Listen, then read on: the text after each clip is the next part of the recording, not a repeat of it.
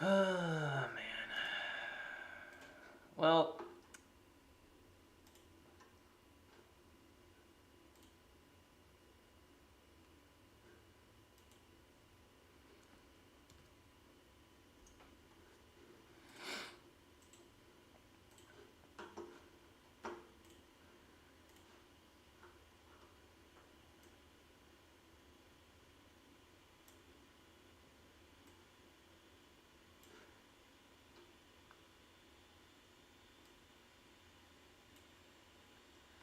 that's weird.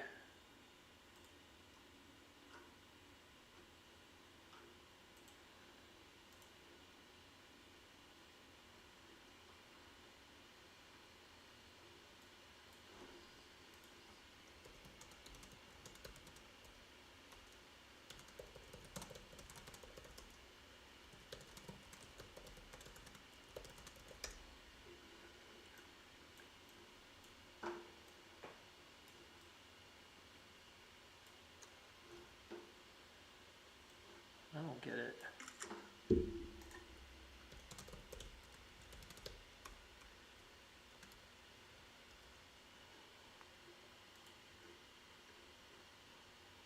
Okay.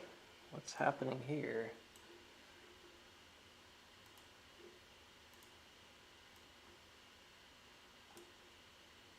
Hey everybody, just a second. If you're just coming in, good morning.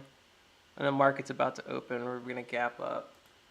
I'm trying to tackle a particular issue. Excuse me. I'm trying to tackle a particular issue this morning that I'm noticing on TradingView. And I'm a bit concerned because when I looked at volume,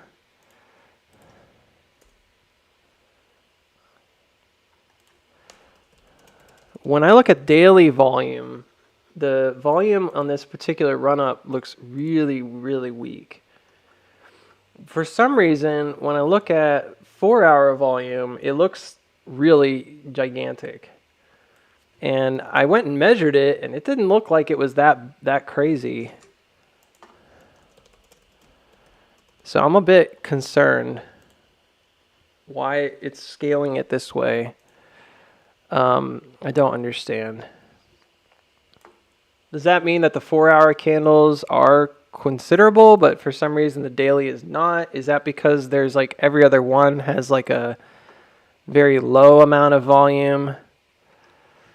Because you can see if you zoom in,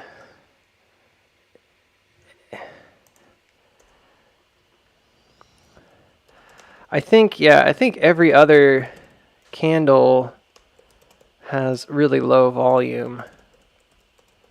So the like density, I guess you would say, is considerably lower. Daily then looks meager. So I'm thinking that's what's going on here because I can't reconcile why that would be the case. As I'm looking at it right now and I'm like, yeah, it looks like it's blowing up. You know what I mean? On 4-hour.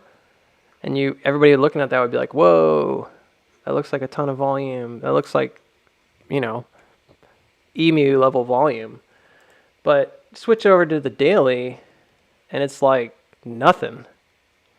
It's not even close. It barely even rivals like March lead up volume right here, This is really different interpretations of it. So I guess what I'm going to say is just be careful, When you look at stuff like this, don't get me wrong, there's some pretty fascinating case to be made right now about the ramp in volume and what that could mean. But when I look at something like this, I have to kind of look at this and say, well, what's the volume on this? This is almost 1 billion right here, just on this lead up. That's almost like 1 billion. That's 940 million on this ramp. And that's a lot. So 940 million compared to not even a third of that, 300 million. That's pretty significantly different. So I'm going to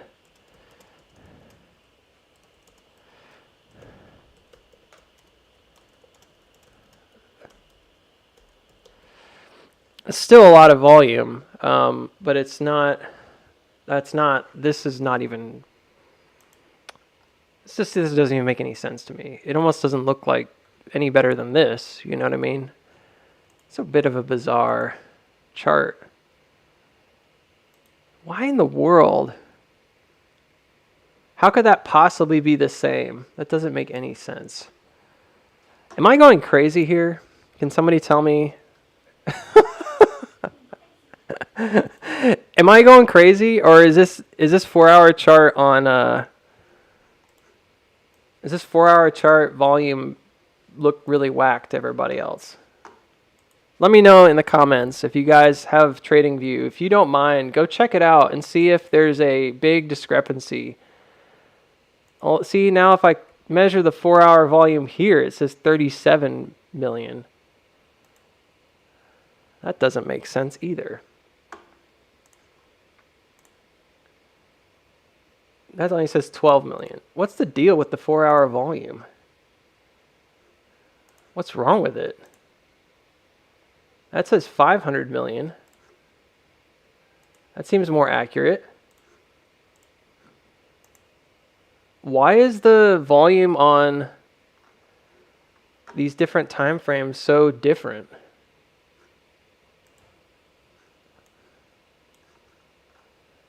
I don't remember this being like a problem. So this, I'm looking over here at where it says volume. This says this candle 164 million, which is a big chunk of volume. It's 163, 256.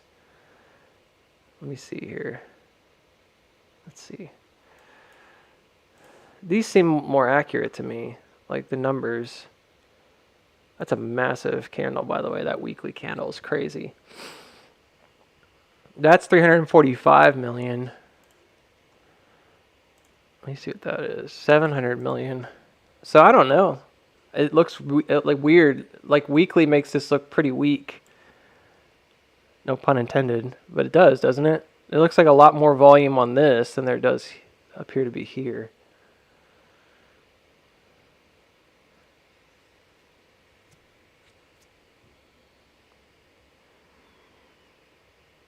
Although this buy up here has a lot of similarities to this buy up here.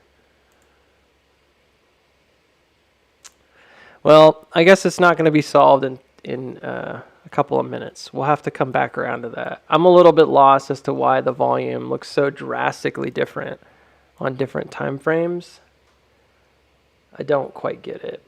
Don't get me wrong, having like 1 million volume candles here is a big deal. It's not something to like stick your nose at. That's definitely large money moving, but I'm a bit confused as to why they look so distinctly different. Yeah.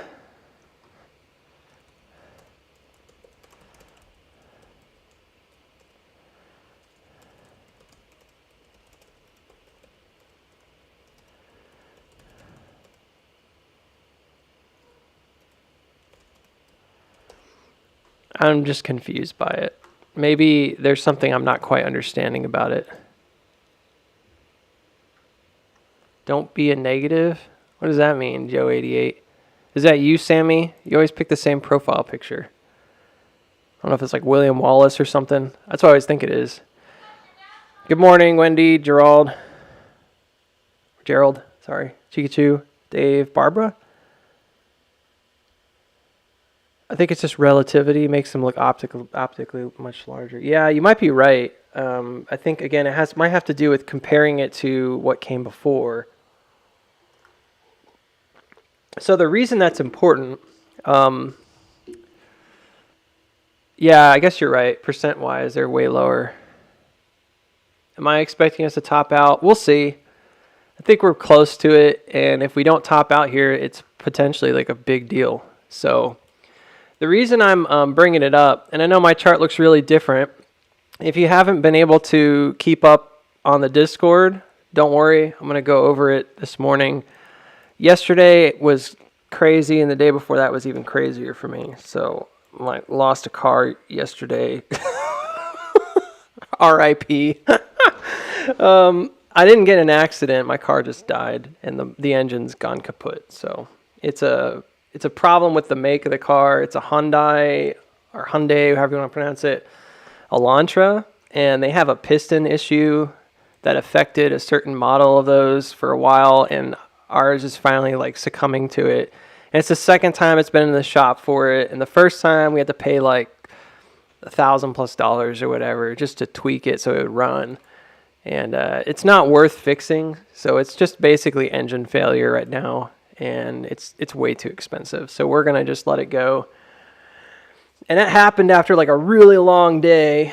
On Monday, I had a meeting, and I drove like an hour to the meeting. I drove like an hour back, and my meeting was like 2.5, 3 hours. So it was just a super long day. And then got back here, and the car just went. At least it went crap. It crapped out like here, not in the middle of nowhere. At least I was close to home. I was a half mile from the auto shop, so walked there, got the tow to take it there. But they were like, "Yeah, I'm sorry, you can't fix this unless you want to pay out the wazoo." And I was like, "I'm just gonna buy a new car if that's what happens." I don't like want to buy a new car because if you guys don't know, cars are super expensive right now because of all the supply issues. Yeah, piston knock. Yep, but mine's way beyond warranty. The warranty only goes up to like 80 or 90,000 miles. Mine is like 160. It's like double. So they probably won't replace it. We checked last time it happened, and I remember us just not being within the window. But I'm not gonna worry about it too much. Yeah, it's weird. So everybody knows about this, apparently. You're the second person that told me they knew about this, so it must have been a pretty big deal. Yep, that's exactly what it sounded like. Piston knock, piston slap, whatever it's called. Something in there seizes up, gets messed up. Anyways, I'm not like super bummed about it. It's a good car. We drove it at least 100,000 miles, so, I mean, what do you expect, from vehicles nowadays? It was bought used. Anyways, it was a crazy couple of days. So I've been really busy. And yesterday I came in and did some charting. And I tried something new. So I want to share that with y'all this morning. It's another way of looking at the same information. And you might say at this point, like, dude, why bother? Like, you've already done it like 3 or 4 different ways. I have like 4 different macro charts. Isn't it enough just to kind of look at this and say, what this could be? What could this be? What is it?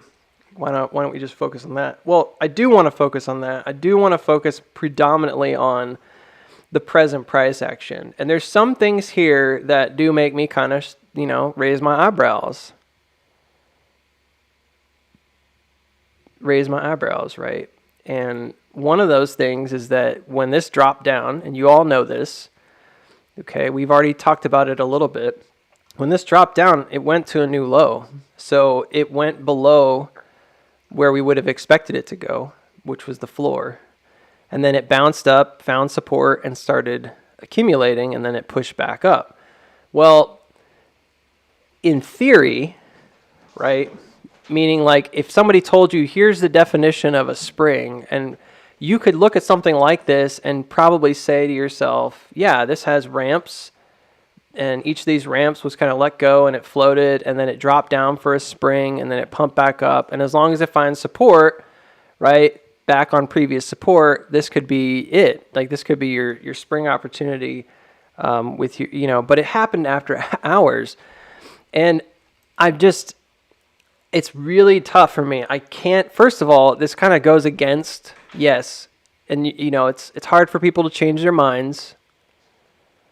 It's hard for people to change their minds. So I'm not going to say like I'm not perfect in that way, right? Like it's hard for me to change my mind. So if I'm pretty sure about something, right, and I have a little bit of a conviction about it, I'm not likely going to change my mind just because of 3 or 4 days of price action. But absolutely, when I look at this, I do see something that looks a little different. All right, and you need to be aware of that, because I don't want to be in a position where we're completely caught off guard and all of a sudden this thing's like run into the moon.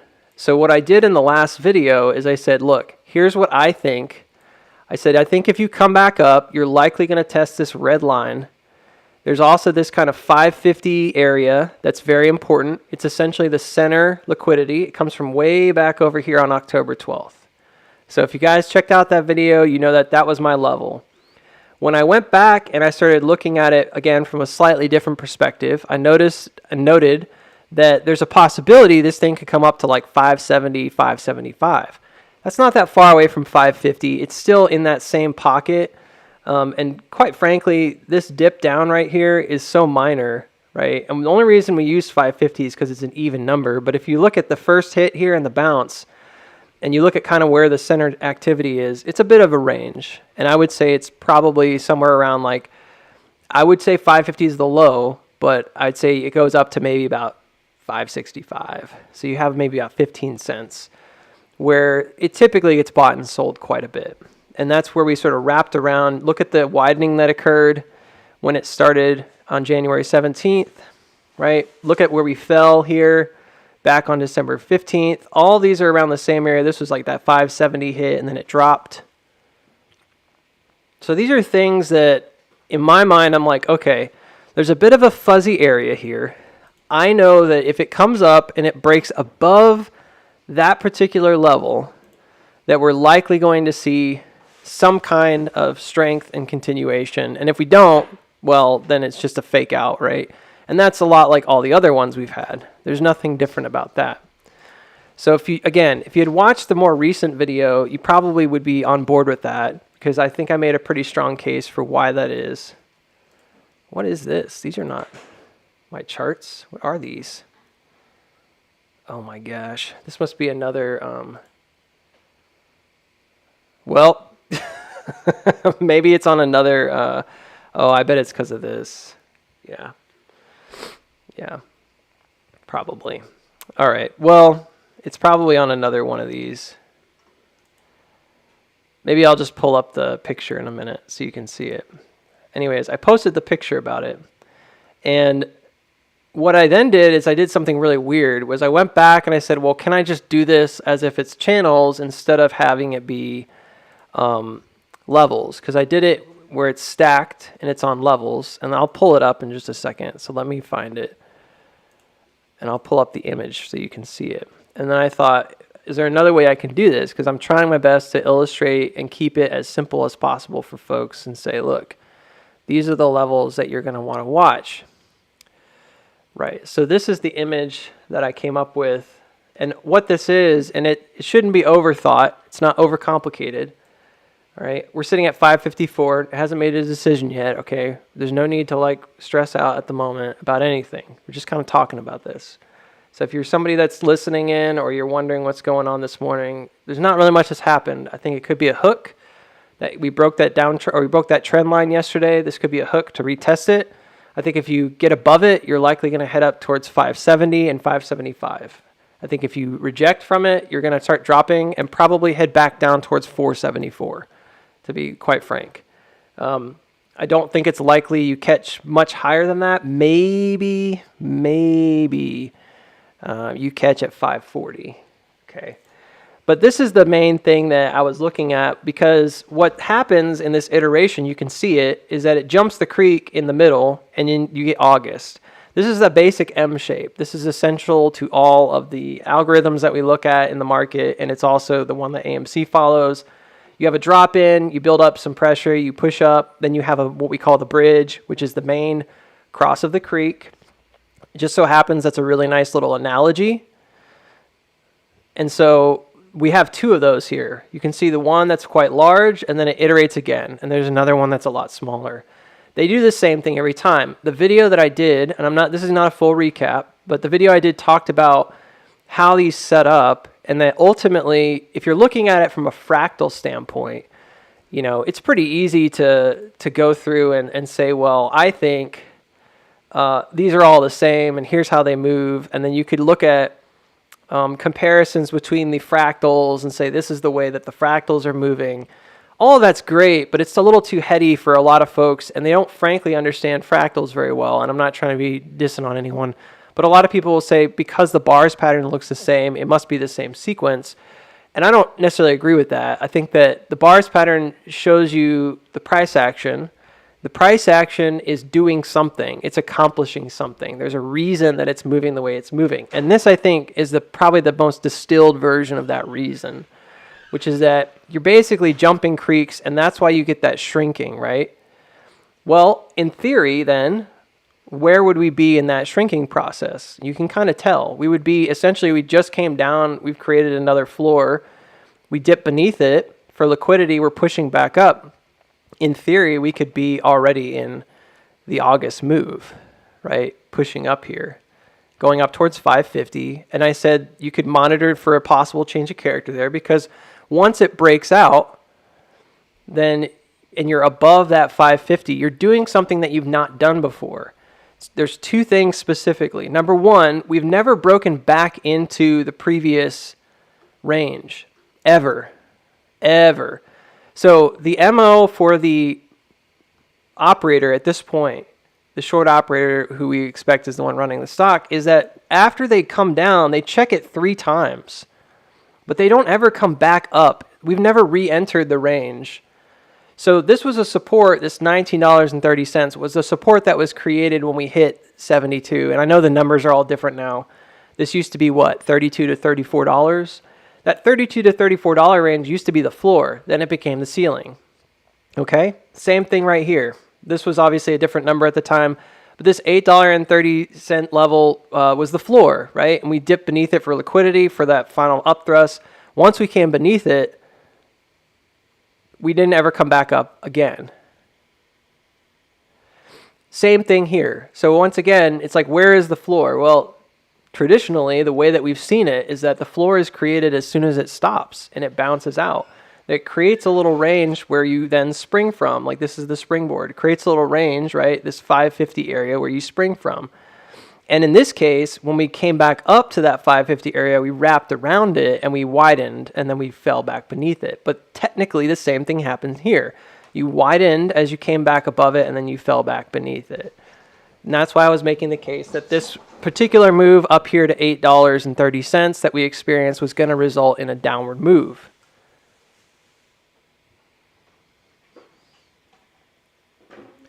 So in this particular case, yeah, I disagree with that, Joe, but that's okay. Because we're coming to the end of a major macro sequence, which means that we're essentially going to have like a huge move. But I don't think that long term that's necessarily going to be the same for everybody. Some people are not going to care about 2 or 3 years down the road. Some people really only want to know, when is this thing going to hit 15 again? And that they could be a long trader who've been in this for 2+ years and just want to get out. So I don't agree that I'm only for options traders. I am telling you levels and supports and things so that if you do happen to trade those options or whatever, you have some idea, at least from my point of view, my opinion, what I think is going to happen. But point is here that once you break beneath, right, you don't travel back above. So now we're right in that pocket. So we did finish the move. I thought we were going to continue upward towards 550. We're at 553 today. Okay? I said monitor for a possible change. And I said specifically that there were a couple different, and this was that other book, there were a couple different ways this could happen, right? And I've kind of got multiple drawings here. That's not the right one. In some instances, oh my gosh, in some instances, this comes up and it could change, right? If we exceed 550, it's noteworthy. Then we see if we LPS. That means that like you come up and you basically hold this level, and then you continue upward into this range. Again, that has never happened in the history of AMC. And I said that there's two things, right? So number one is you don't ever come back up. And then number two is you don't ever come back above. And I'm going to use this particular one, this chart right here. It's a little cleaner. You never come back above these red lines. So in addition to there being the horizontal supports, of which there's not that many, y'all. It's pretty easy. Again, it's a very simple, it's actually a very simple chart. There's only like, at this point we have 1, 2, 3, and 4. There's 4 levels. That's it. There's 4 levels to this, and that you would want to look at. And then I have the 50% markers, which are helpful. All right, but there's 4 levels. That's it right now. We don't have this last level at 310 yet. At least we don't think we do yet, right? So at this point, there's only 4 levels, and we've broken beneath them, and we're waiting to see what happens if it comes back up and checks it. So we're checking it right now. We are checking the 550 area right this second. Does that mean that you're going to break out? No. And I said this repeatedly, and yet I still had folks that were kind of like, wait a minute, we're at 550. Does that mean no, it doesn't mean you've changed character, because technically back here on December 1st, we pushed back above the $8 one. We got right above it here as well, above 830, right on this peak. Just because it pushes above it does not mean it's breaking out. The same thing happened in the March run. March run exceeded it. It went farther than 32. It went up to 34, 32 or something like that. I remember the number. Just because it pushes above does not mean it's breaking out. It means that it's pressing against that as resistance, and it's pushing, the resistance up. It's testing it, but it doesn't necessarily mean that you're going to break out. A lot of times, that's when your sellers jump in and start dumping the stock. Now, we haven't seen sellers dump on this just yet. They're starting to sort of pick up steam, I think, at the end here, but it hasn't happened yet. So there is some slight differences, okay? But here's the main kicker, right? There's 2 things. So if you were to combine those charts, and again, I don't have them separated here necessarily. I don't know if I still have this one. This one might be on here, yeah. I know it's a lot to look at, so that's why I didn't have them at the same time. But look, there's 2 things that we're going to really want to look at here. Number 1, right, is this reddish pinkish area right in the middle. That's the uptrend. Number 2 is the horizontal, right? So we're right now just kind of sitting around on 550. And again, you look at this volume and you're kind of like, dude, this is monumental. This has got to be it. I don't disagree. This is a big uptick in volume. I'm just concerned because when you zoom out and you look at the daily, this looks like nothing. So again, when you see something like that, just check it out on different time frames. Because proportionally, it looks humongous. But then when you go back and you look at the original 2 big runs, you're kind of like, oh, okay. And then even here on the daily, it's there's really not that much going on, right? It's just that there's so little volume in the rest of that area. So anyways, point being that there's 2 areas that I'm going to look at. Number 1 is that 575 region up here, and it could even go up to 590, all right? I think there's possibility for an extension, a wick up, without it holding. So just because it goes up there, again, doesn't mean it's holding. I do think 550 is very important. I do think 550 is the bottom of the previous area. We talked about 550, 597. That was the 2 numbers we talked about the most frequently. That area is super, super important. All right, and I wrote it on here. In this scenario, the upthrust, aka the March move, right, is not over. And this could be March. This could be more like February or more like August. Doesn't really matter because in either case, it came down after, right? It's not over, and it completes higher. It has to go up higher than the previous top, which is what's happened. It's already gone higher than the previous top. Unfortunately, it may be apparent that this is a change of character. However, if the creek breaks down, it isn't running.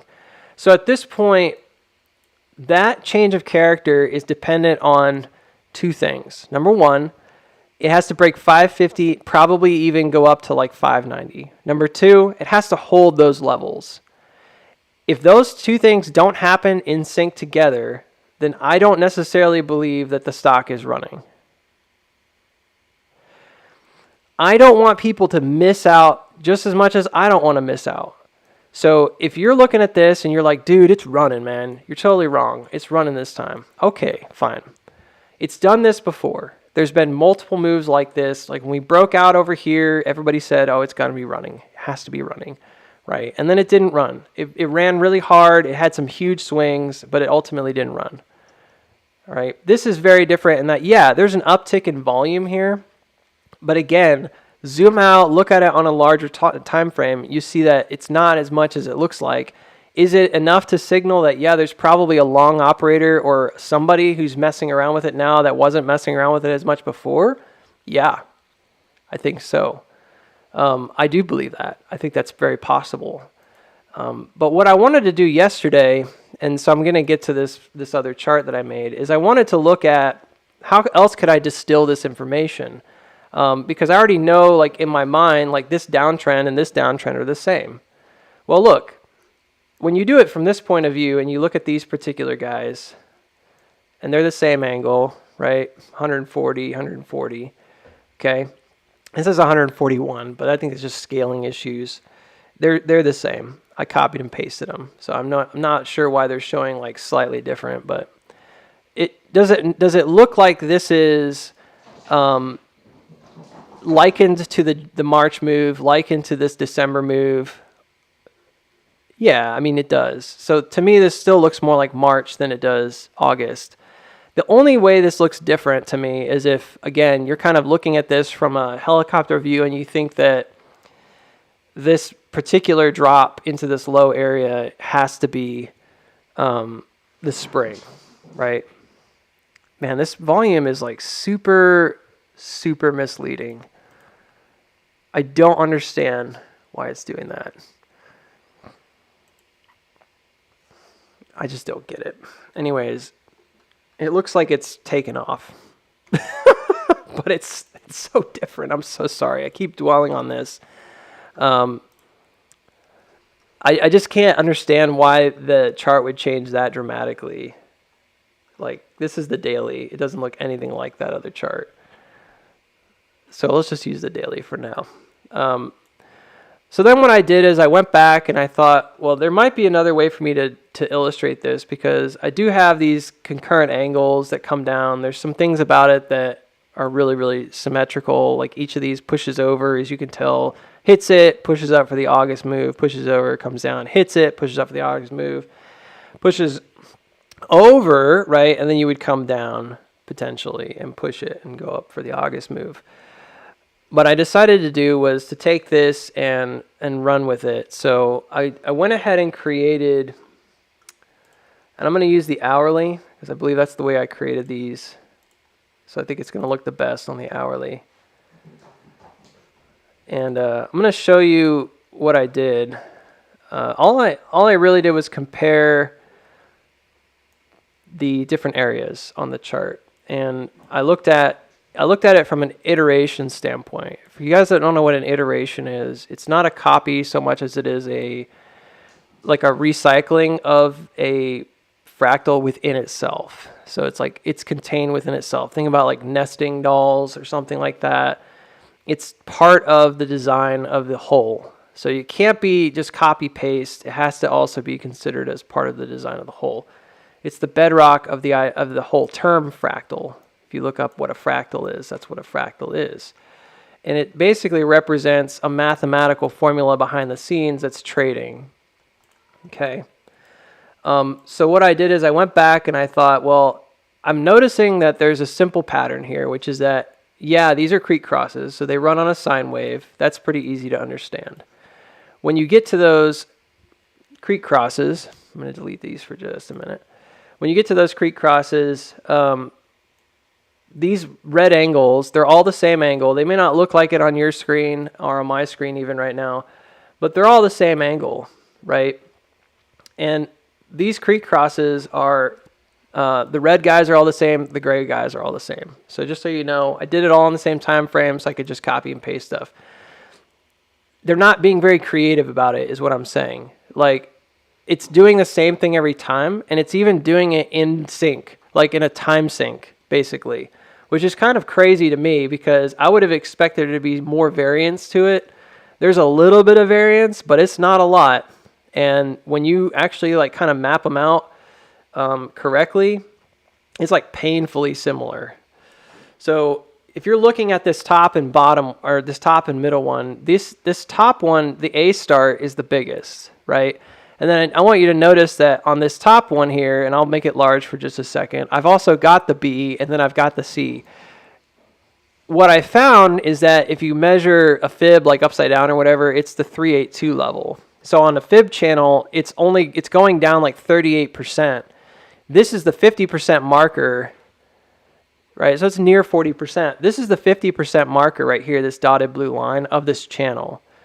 But if you did a Fibonacci channel, it's setting up slightly above that 50%, right? That's the next iteration. Notice that it's like essentially sitting on the lower half of this massive trend. This trend is not really that speculative. It comes from the breakdown that occurred way back here on July 1st. That's kind of like the first little touch on it. There was a hook here. It doesn't account for this first area, and it doesn't really account for these peaks. But if you draw it, you'll note it goes right through March, it goes right through August moves, and it looks pretty solid. The upper 50% is right where all that initial action took place back in early days like of this run, right, before we broke down in November of 2021. This is not overly surprising. Remember, we talked about a rotational symmetry, so it makes sense that if all this stuff happens on the top, that all this stuff would happen on the bottom, and that's precisely what's happening. So you rotate this around, this would be on the bottom, this would be on the top, yada, yada, yada. We don't need to like overcomplicate that. There's a street sweeper coming by. It's probably going to be kind of loud for a second. I can't avoid the street sweeper. Sorry about that. So when I look at something like this, okay, and I'm observing like, all right, as it came down, it shrunk. What do I expect to have happen? Well, I think it's going to keep going. Like I think it's going to keep shrinking until it's done, until we see a change of character. So I'm looking at iterations and then how the iterations set up. This is very simple from this point then. After you get the M shape, right, which is the major creek cross, you come back down and you start over again. So we just had our August move back in February. We just had this larger move here, right here. That's your major cross. All right. And again, not saying like I'm proving anything here necessarily, but there's a strong amount of evidence here that suggests that I'm correct about this. And we've been talking about it for a long time. So, and it's yet to really fail ultimately. My interpretation at times has been off. I'll agree with that. But in terms of like the actual pattern, that it's not really debatable to me. So I think it's very, very evident. The reason I'm saying that is not, again, it's not an ego thing. It's just to let you know that I'm not here to debate that with you. This is the way that I think it's happening, and that's how I'm going to stick to it. So again, we've got the early creek cross. It's almost identical here. It's kind of silly how similar A and B are. They're almost exactly the same. You can see them. You even get the widening. I mean, everything, right? The head and shoulder on the breakdown. So at this point, we've already broken beneath that trend. Like that's happened. It's over. That ship has sailed. We lost that uptrend, right, back on the 14th. And therefore, it's iterating again. Like that's my thesis. That's my idea about it. There's no questions in my mind. It's not a debate to me. I'm not going to debate that. Therefore, C star is the next iteration. So what happens again is when you break down, which is basically this action right here, look at A, the first breakdown, you come in, you bounce, and you push over that main downtrend. That main downtrend is a parallel. You see that? All of these are the same. These gray lines coming down from these peaks, they're all the same. So basically you draw it from the beginning of the structure, from where A start is or B start is, and then you draw it downward. And I noted that here, the only cat ears that can be found are pretty low. And look at what happened when I did that. Look at the current setup here. Notice what happened when we pushed up on March 28th and then dropped down. Now you might recall I also have an S-curve here. And you might be saying, well, didn't it break out of the S-curve? Yeah, probably did. Because I remember it dropped on the S-curve. So the big S-curve, I think it did drop from, right? The problem is that, and I've talked about this before, S-curves are just about direction. They're not necessarily like strong indications of like turnarounds. And so I really don't have any way of knowing that that in and of itself is a breakout. It'd have to be something else. And I already kind of told you what I think it is in terms of a change of character, right? The point is, if we're starting another iteration, we've already done this push up against the top here, then it kind of means that we're farther along perhaps than I expected. Like a minute ago, I was saying like, I'm not really sure, or 2 days ago, 3 days ago, last time I made a video, I was very hesitant because I said, I don't really know exactly where this is. I was concerned that we were only doing this early cross. This makes a very different case. This makes a really strong case that we've already hit that main downtrend, the parallel, right? We've pushed over it. So that means that we basically just created not the spring, not the bridge, but that early first M bridge, which is just to get you over that major downtrend, right? So what's left? Well, it's pretty straightforward. They all do the same thing, which is that after they peak, where do they peak? They peak on the red line. And it does correlate with where the red line, which is that uptrend, right? Where that intersects those levels that I talked about. This is the same exact way. This red line right here, again, these are parallel trends. This rides up in the same momentum wave, and then it breaks all kinds of stuff, y'all. It makes it look like it's going to run. It comes above like EMAs and all these other things. And then it pushes up and distributes along that previous support and demand zone. So how many times has this happened already? 1, 2, 3, 4, 5. We're on number 5. So at this particular point, this has happened 5 times. So I was in a bit of an argument with Stockfather. He's very adamant that he thinks this is it. He thinks that this is the buy-in, that there's not enough selling here, that's probably your BlackRock or whoever. I don't completely disagree. I think he makes a pretty strong case that there's some definite changes that have happened in the last few weeks that were noteworthy. I'm not going to talk about this volume being weird all day, but it is weird. And you need to check it out on like the daily, and you need to do the measurements for it because it makes it look really blown out here.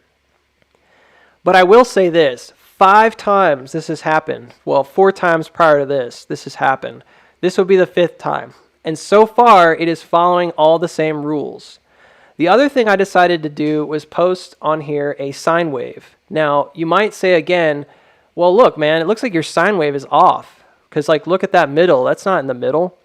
Well, remember, sine waves are just up and down. I mean, it's just price movement. It's not necessarily going to be perfect. And, yeah, even though these are up and down, they are still respected. And the big thing here is I'm talking about wave top to wave top. Full wavelength is actually equal. This is spooky. I don't know if you guys know this, but I didn't know this, and it kind of makes me angry. But basically, wavelength to wavelength here, it looks like I've got it off, but I know I have it right. So I measured and remeasured. It might be this first one. I clicked a little like farther over. These are equal distant. It's the same distance from the drop here in November as it is to March as it is to August. And I was like, what? And then I looked at the lows and I'm like, well, there's the lows. They're also fairly equal. And then I was like, wait a minute. Is it the same way on the smaller time frame? I was like, there's no way. Now, at first you might say, Booksy, that's not right. You should be measuring from August. But remember, it doesn't actually start until the drop starts. It's a little complicated. This is the same way. And I'm like, are you serious? So what you're saying is, if we had known what this was, we could have measured out and we would have known exactly when this is going to hit the high. And the answer is yes. We could have. But how in the world would we have known? I mean, I knew that there was an iteration going on, and I had a suspicion that this was the same thing. And I talked about how I thought this was like your August move and all that jazz, but I had no way of like, I didn't even think about, oh, it's probably equal measurements. Why would I think that? Like, there's very little in the market that's that easy. And so when I went back and I looked at it, I was just kind of like, all right, I feel really dumb now. Like, there's clearly equal measurements here. So then for C-Start, what I'm doing is I'm looking at, again, like what happened here. And you'll note that they're basically all the same. Even though there's slight differences, they all start kind of riding up and creating a trend that's going to lead you where? They're all going to do the same thing. They all start creating this kind of trend. We talk about this slingshot that's trying to get you back. So as soon as they bounce, they start heading up towards the red line. Every single one of these does the exact same thing. And then what happens is that they deviate and you get that slingshot, meaning it pulls away about 50% and then it does like a double wide boom, boom up to the top, right? And it depends on where you're measuring stuff from, but it's pretty straightforward, you know? It's pretty straightforward. All of them are doing the same thing. And it's bizarre because it's like, so it almost seems too obvious because you're like, well, wait a minute. Does that mean you can just really easily? And I'm like sitting here like kind of shrugging. You guys can't see me, but I'm like, my other hand's in the air. And I'm like, I don't know how you like could avoid this if you thought this was the case. But basically it just means that you think that wherever this line is pointing, where it intersects the red line is essentially where you're going to make landing. And the answer is yeah, pretty much. So right now I went back and I checked it. The peak here, although it might not be perfectly represented in this chart, and I'm like looking at it right now, it looks a little off. It says the 14th. Now, that could be off. And the reason is because I don't really know for a fact, outside of like, again, mild guesswork, that this is the correct wavelength. If I'm off by like a slight bit, right? If I think it's like here, it suddenly moves everything over. If I use what I just talked about, it kind of makes it seem like, all right, wavelength should be more or less over here. Sure, I think that's totally possible. And then, yeah, it looks like we're riding it up right now, like we're on it. You know, and it would suggest that you don't get to the peak here until the 18th. Okay, well, what does that mean? Well, most of these, they made a pit stop on the 50% marker in the channel. So this makes a pit stop right above 50%, reaccumulated, and then went up high to distribute right on that mark. This makes a pit stop right at 50%. You guys remember this from March, it was like March 23rd. That's the 50% pit stop, and then it pushes up the rest of the way. We have not made a pit stop yet. So I'm not really sure if it's, again, because the wavelength is so short, I can't really tell you that. I don't know for a fact that my wavelengths are correct. It's very difficult to tell because all we have is a start and an end. I don't necessarily think there's any other way to really measure this. Most of them look slightly off. There's really nothing I could do. All I could say is like I'm pretty positive about this concept of them being equal distance. So if I know that, maybe there's a way to measure it after the first hit. We haven't gotten that first hit yet, which would be the March hit.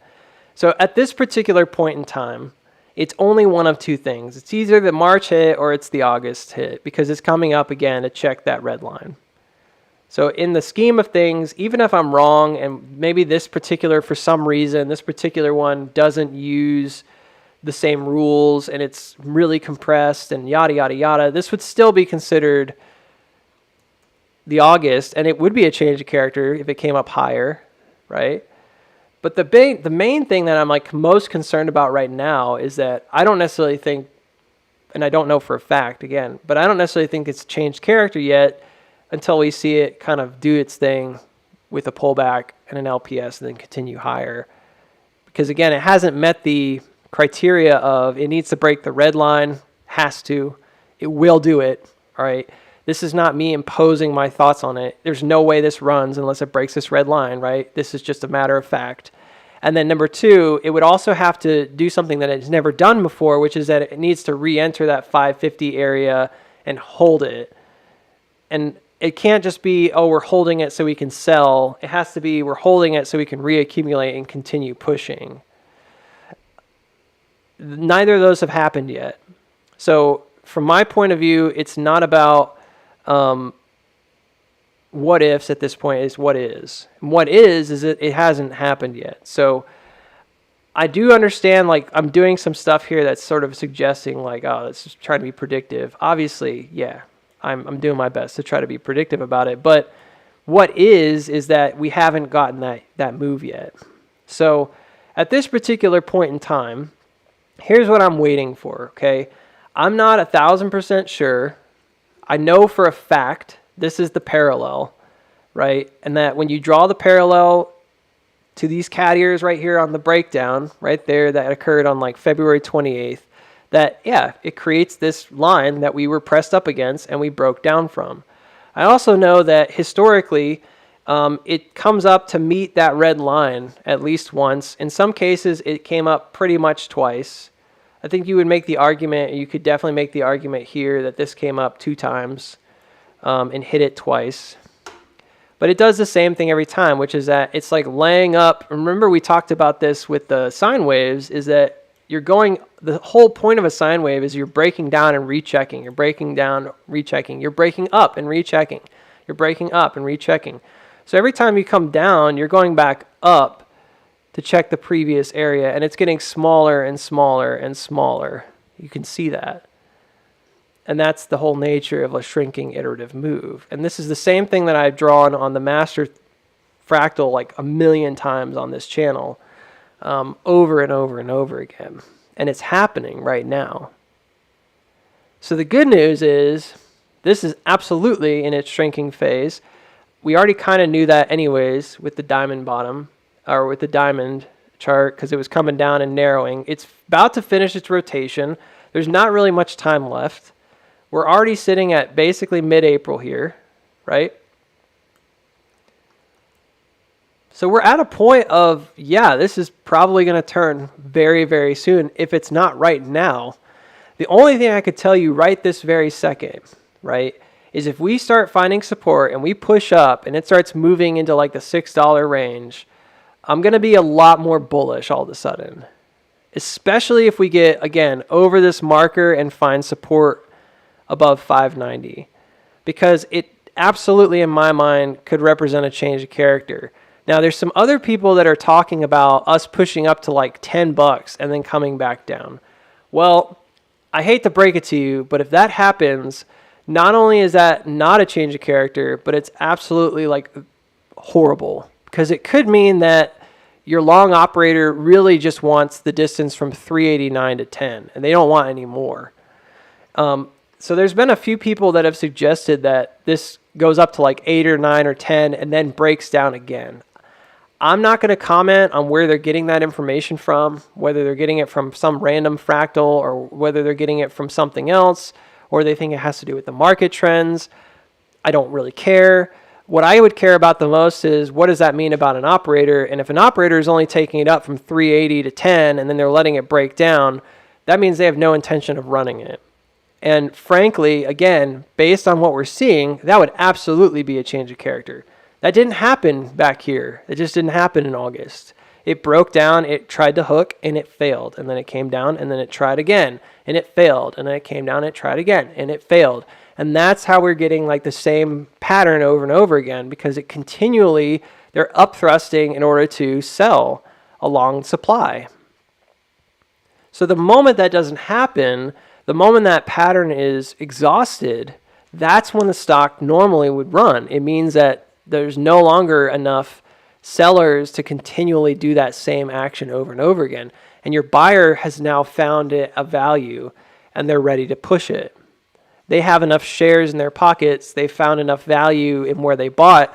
They don't need any more. They don't want to go lower. They know sellers are weak and it's time to turn it around. You're in a markup phase, right? Essentially, as soon as that starts happening.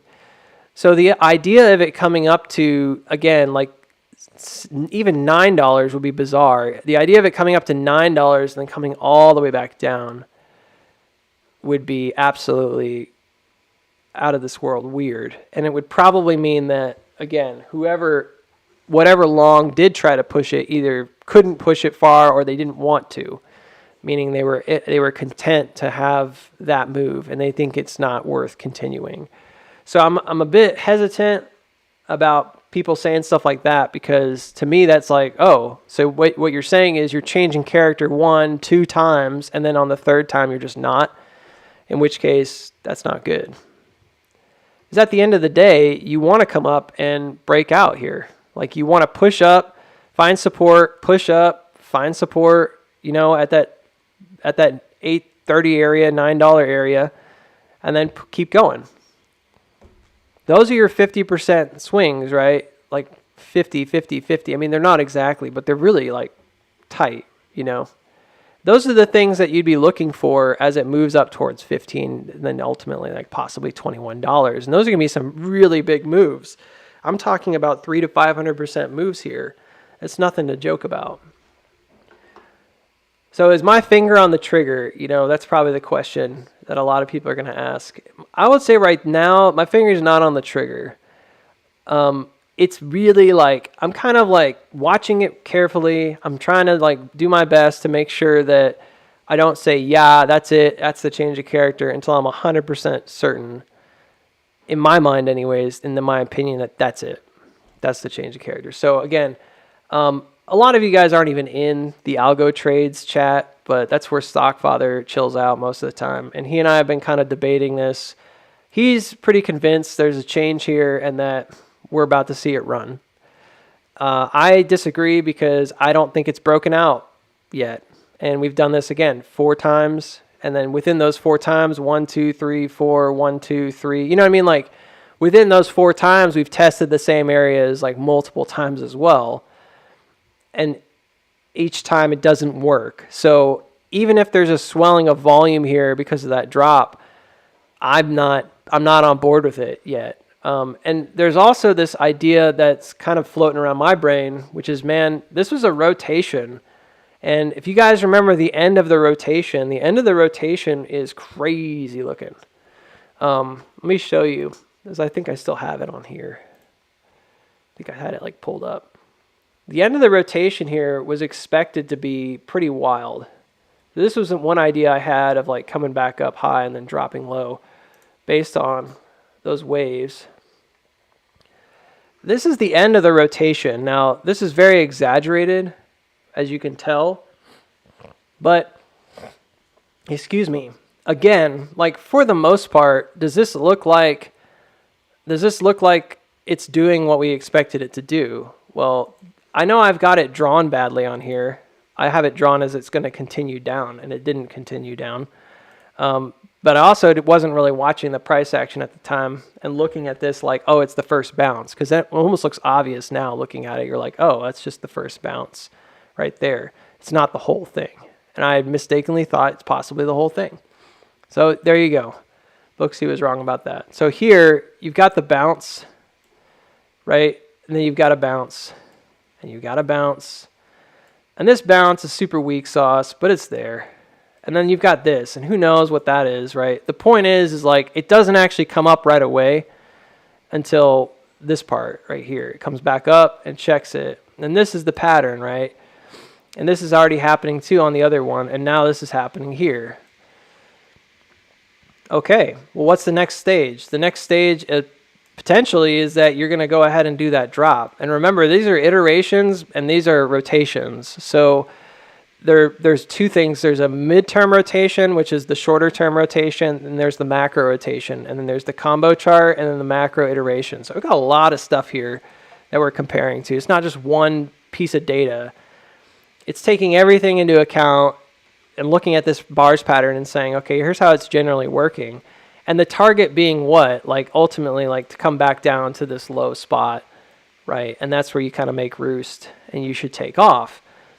Well, in our case, where is that? You know, that's kind of a tough question to answer, but I think most likely it's right here. Like we talked about it. It's right in that pocket of $3.10.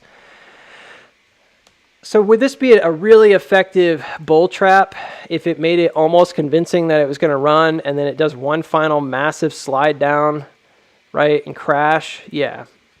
Now, timing-wise, I don't particularly care that much. I've been looking at it as if April 27th into May 5th is probably the ideal range to consider because that's when we have our earnings report.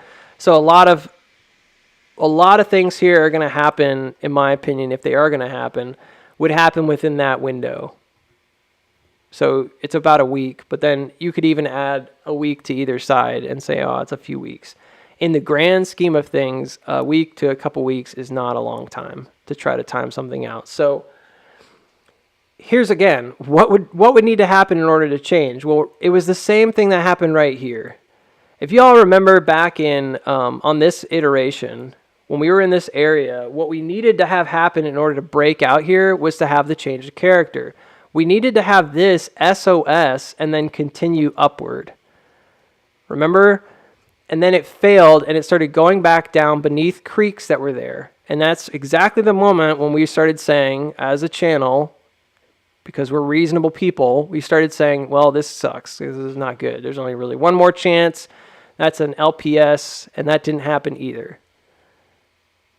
So these rotations, these iterations, they're not like prescriptive so much as they are descriptive. This is what happened. This is what would happen. This is what would happen. This did happen. This is what would happen if we broke down. That's not to say it will happen. It's just to say that that's what happens if you don't find support here. If you don't get that change of character and you don't break back up, it's no different. It's no different than what happened here.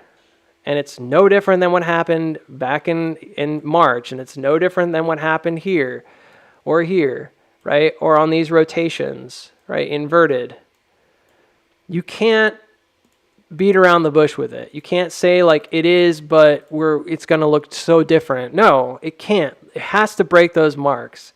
So what I would be looking at if I'm you, and I'm not you, but this is what I'm looking at currently, is just, again, it's kind of like it's the easiest it's ever been in some ways, because you're just looking for a change. And if the change doesn't happen, then it's not happening. It's going to go down. And it's going to go down probably into near earnings, the 27th. It's going to probably look something like this if it breaks down here.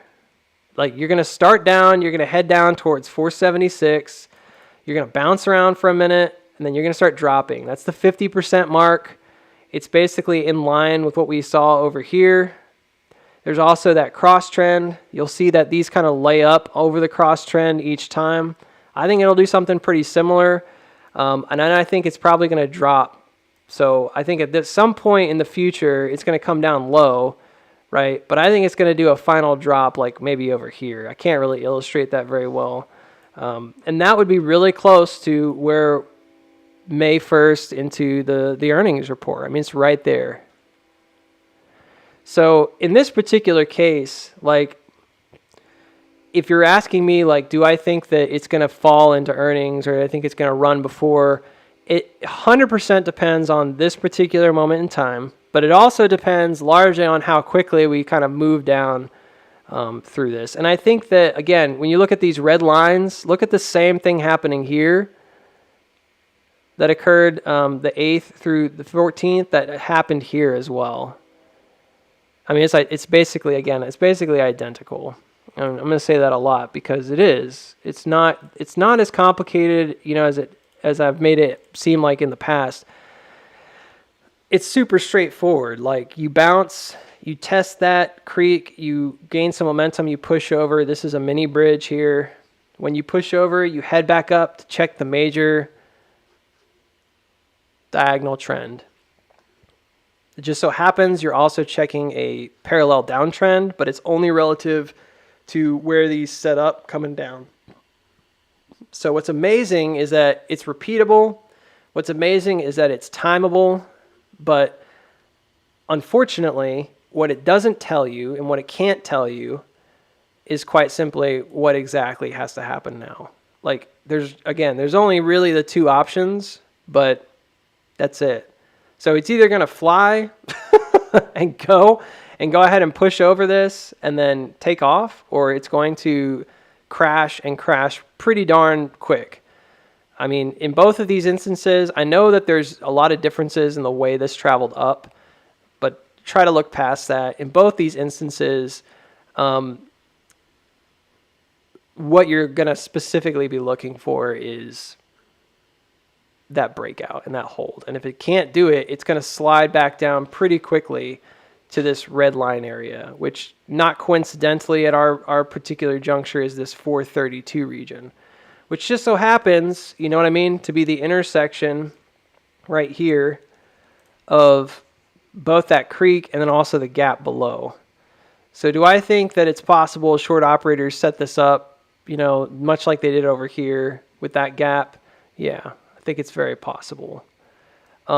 And I'm nervous about it. I do think there's a possibility, and it should never go without saying, but there's always a possibility that this does something new. And if it does something new, then that's that. Okay, it's time to move on. It's going to go. But until that happens, like, I'm not going to pretend like I think this thing's absolutely 100% going to run right now. So that's kind of where I'm sitting, okay? That's enough for AMC for the moment. So we're sitting at 560. So at the time, for the time being, it seems like we're holding decently, right? Seems like we're holding decently. Surprising no one. I forgot about that. There's one other thing. I'll just do it really quick. I went ahead and I was like, all right, because I know there's going to be people out there that are like, you even use fibs, man? So I did a fib extension from August to this rebound. This is basically a 50% retrace. See that? It's a 50% retrace on this move. So right now, presently, what would that look like? Well, it depends if you use after hours or not, but a 50% retrace on this move gets you to that 575 area. You see that? It's a 50% retrace that also does the same thing. So far, again, it's basically identical to what we experienced here. So then I went ahead and I did the fib extension. I was like, okay, went beneath the 618 on the fib extension. That's cool. And again, it depends on if you use after hours or you use just regular trading hours. But I was like, all right, I'm going to take this thing back up to 575 or whatever. And I was like, where is the 618 to 786 fib extension? Because that's where this hit. Maybe it's the 707 in here. It's usually like kind of in the middle, right around here. Maybe it's the 707 that it landed on. Where is that? And surprising no one, guess where it is? It's between $3.10 and $3.53.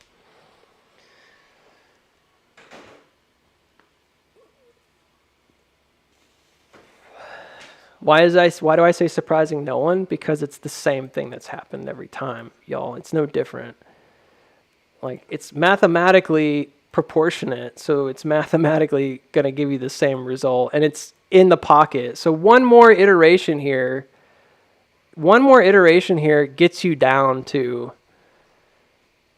this particular low that we've been talking about.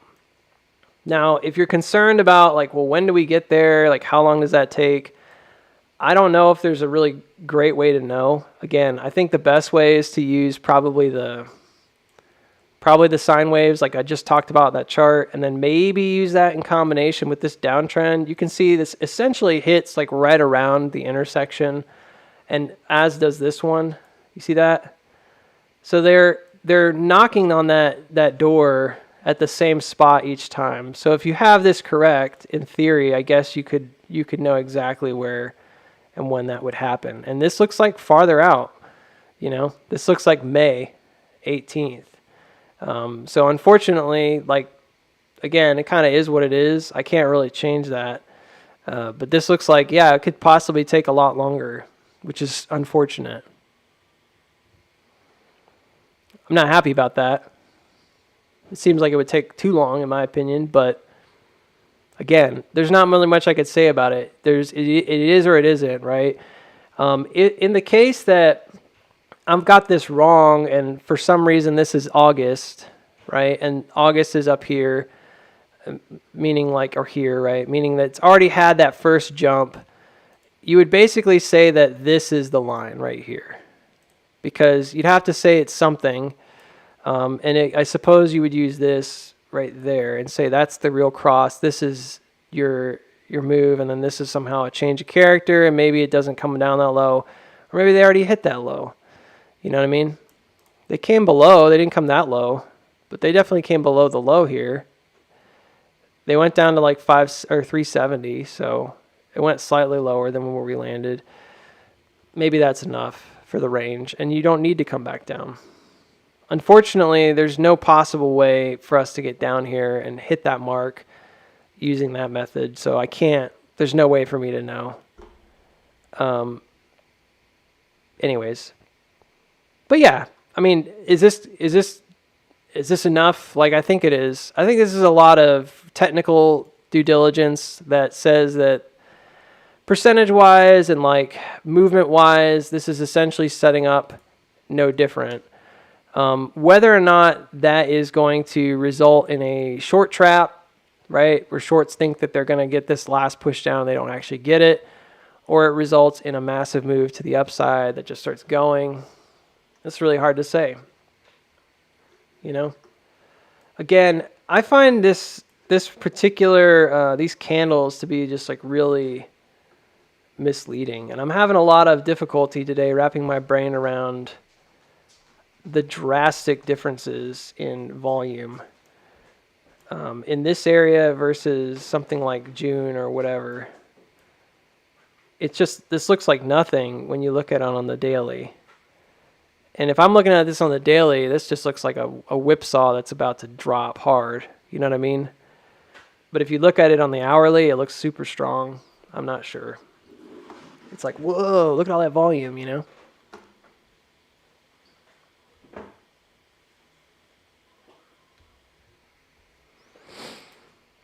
So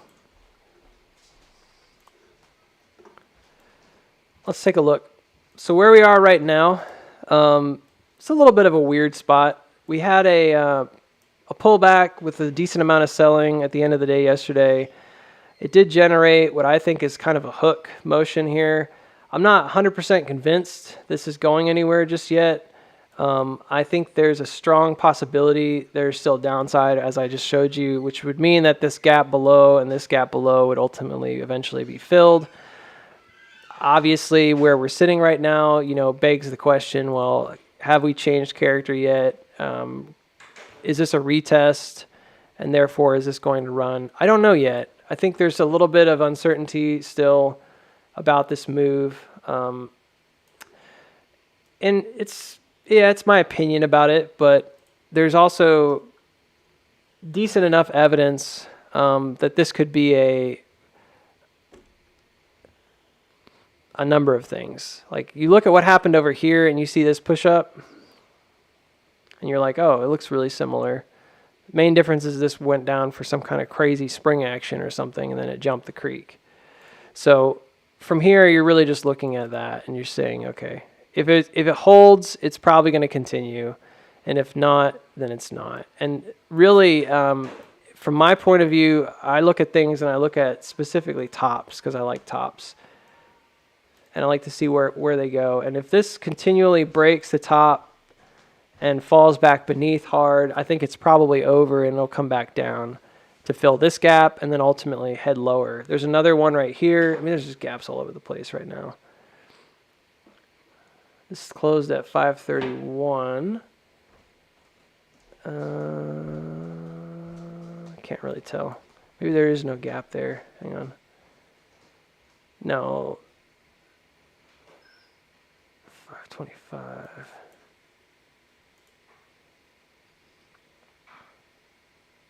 This is 523. So this only came down to 526. So there's like a 3-cent gap here. So it's kind of like what happened with SPY. It pushed up and created all these weird gaps to the upside. Volume was depleting. It looked like it was narrowing. And SPY just kept going. So I don't know. I almost don't care. This came up to, what, 567? That's pretty darn close to where I thought it was going to be, around 570. I said 575 for people because I was like looking at it from two different charts. One of my charts had 575. The other had like 570.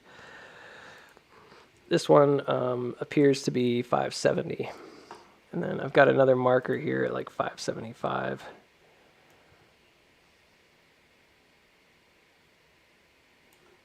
This says 575, but the line says 570. So maybe I changed it. I can't remember. Who knows?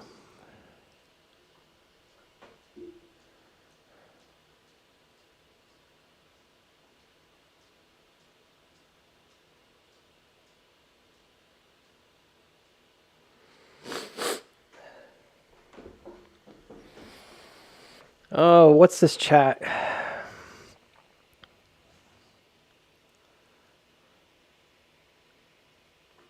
I'm adding entertainment to the channel. I guess. I don't know. I mean, look, man, if you've been banned on multiple channels, it's probably you and not the people that banned you.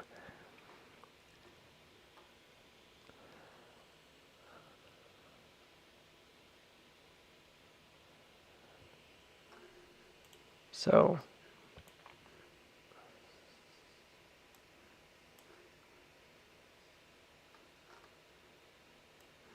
Wait a minute. Was there a gap right here? Oh, there was. Oh, no.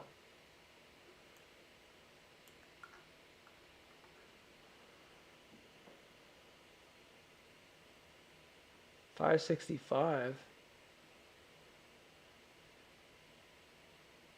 562. Yeah, there was a 3-cent gap here. Uh-oh.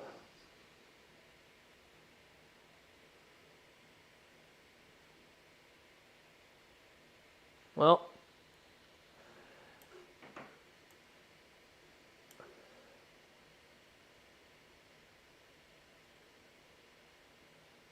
let's see.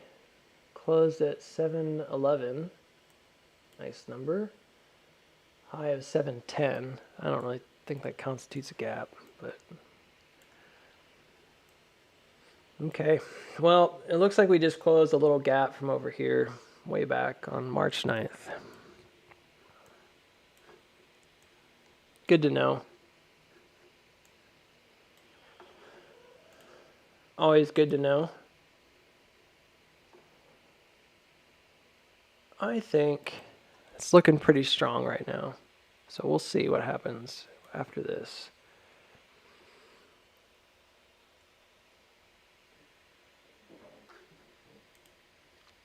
I'm still curious about this 575 level.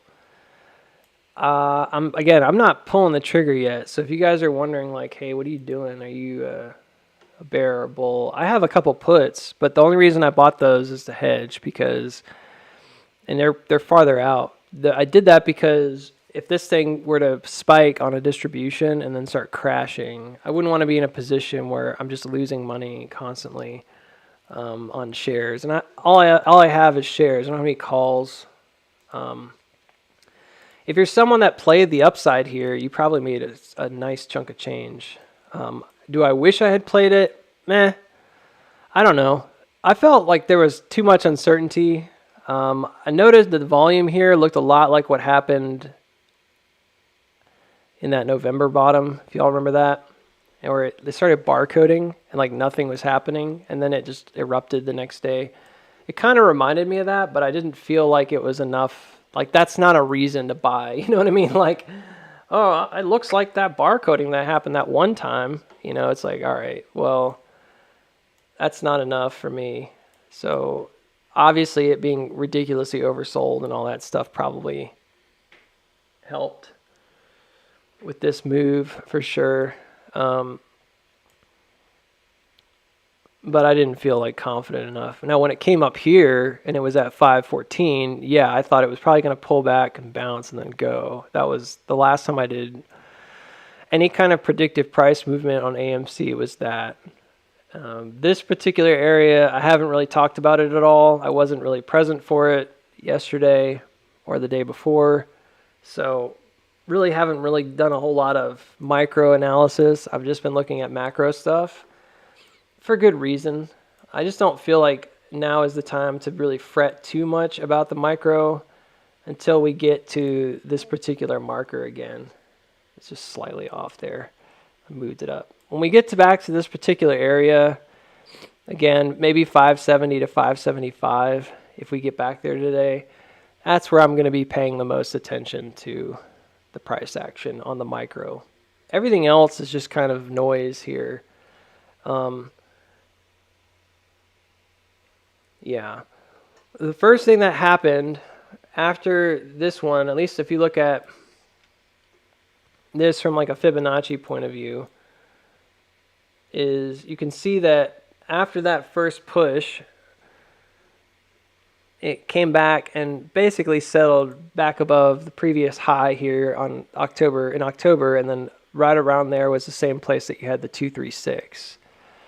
So in our present time frame, and you can also tell this was consolidating alongside the preliminary support.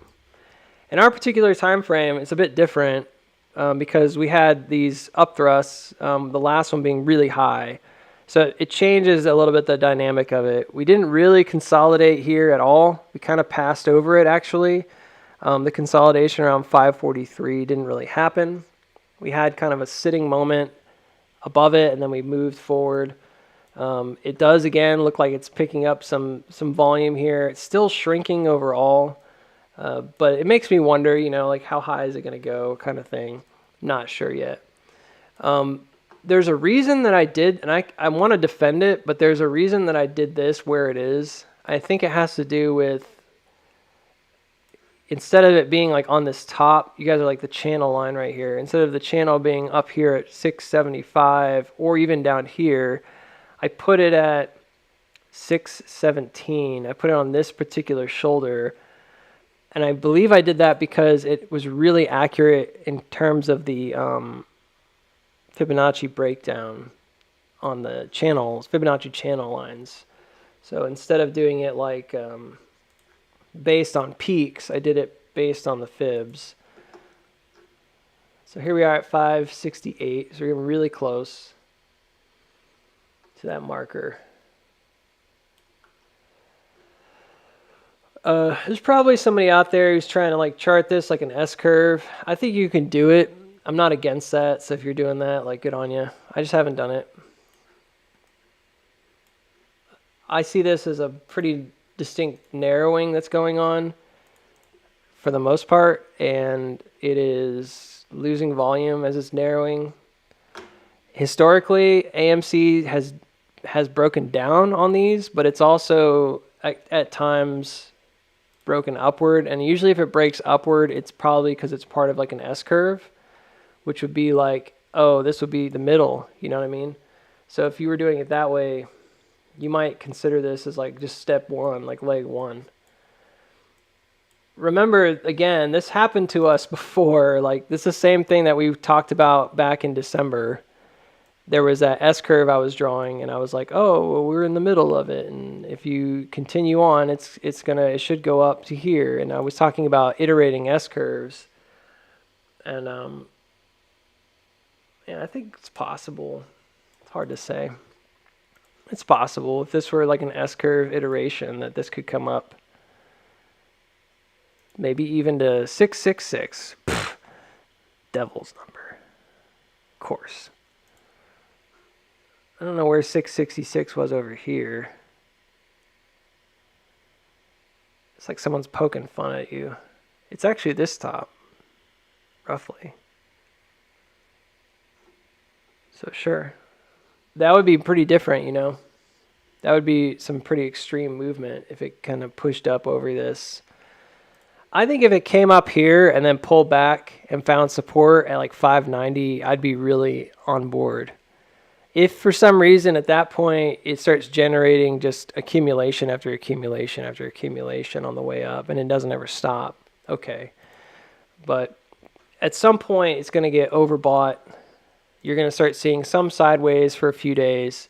That'll be the best time, in my opinion, to make a stronger decision if it were to continue here. If it doesn't continue, it's pretty simple. Like, if it doesn't continue, it starts breaking down, I think you're going to head back towards 474, which, again, just so happens to be like right around that marker. So yeah, we're just sort of waiting. It's not exactly the most fun thing.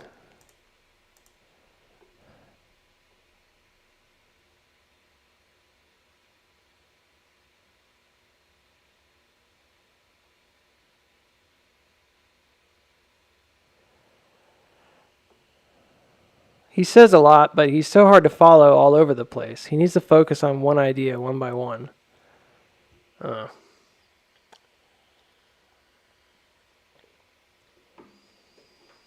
Sounds like a skill issue, man. Doesn't sound like my problem.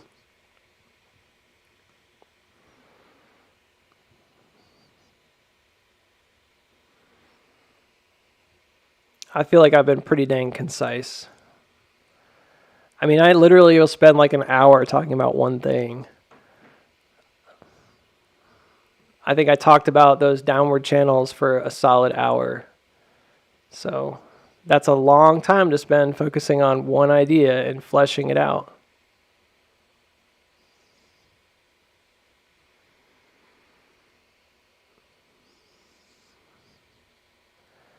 But I'll tell you this, if you want to go and find someone else that does like pattern trading who just has like simple rule sets. There's some really good rule sets out there you can follow.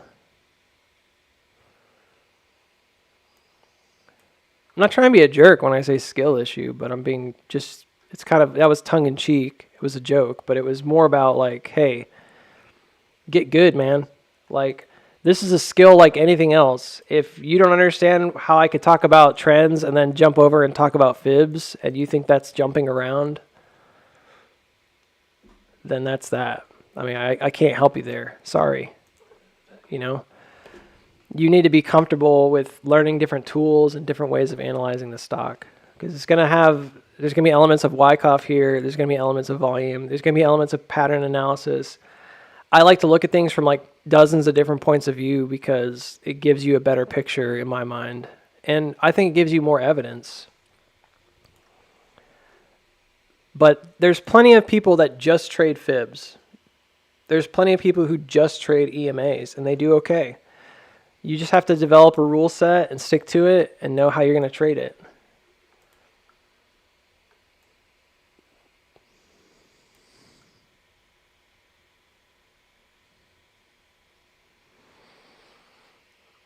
I also say a lot because I'm the only one talking. If I didn't say a lot, it'd be really boring. And if I didn't do analysis, then I don't think I would even have anybody watching if I just sat here. Shots fired at some other people that just sit there all day. I don't know, man. I'm not a really great entertainer. There's plenty of people out there that just sit there and don't say a lot. It's actually the reason why I started doing this, because I was getting really fed up. I used to follow Matt Kors early on, which was a mistake, and I don't agree with a lot of the stuff he's about. I don't dislike him or disparage his efforts, but I didn't like that he didn't actually do TA on anything. He just kind of talk about it and complain about naked shorts and this and that. And I just didn't like it. So I was like, I don't know where the TA is in this. I like technical analysis because that's what I was comfortable with. And after about listening to him for several months, I started just attending. Wrench Capital had a trend. Wrench Capital had a channel that pretty much was just nobody. Like, he just put the channel on every other day, and it was just watching the chart. What I liked about it was, at least there, I could like talk to other people and talk about ideas about what was going on. And there wasn't hype. It was just me and like 30 or 40 other people just chilling out. And I had started having stronger, you know, like, I really want to like show people like what I'm trying to say. Yeah, so on and so forth. That's the story though. And so ultimately, like, the reason that I started doing any kind of talking about TA is because I just had a lot I wanted to say about it. So I am going to say a lot. I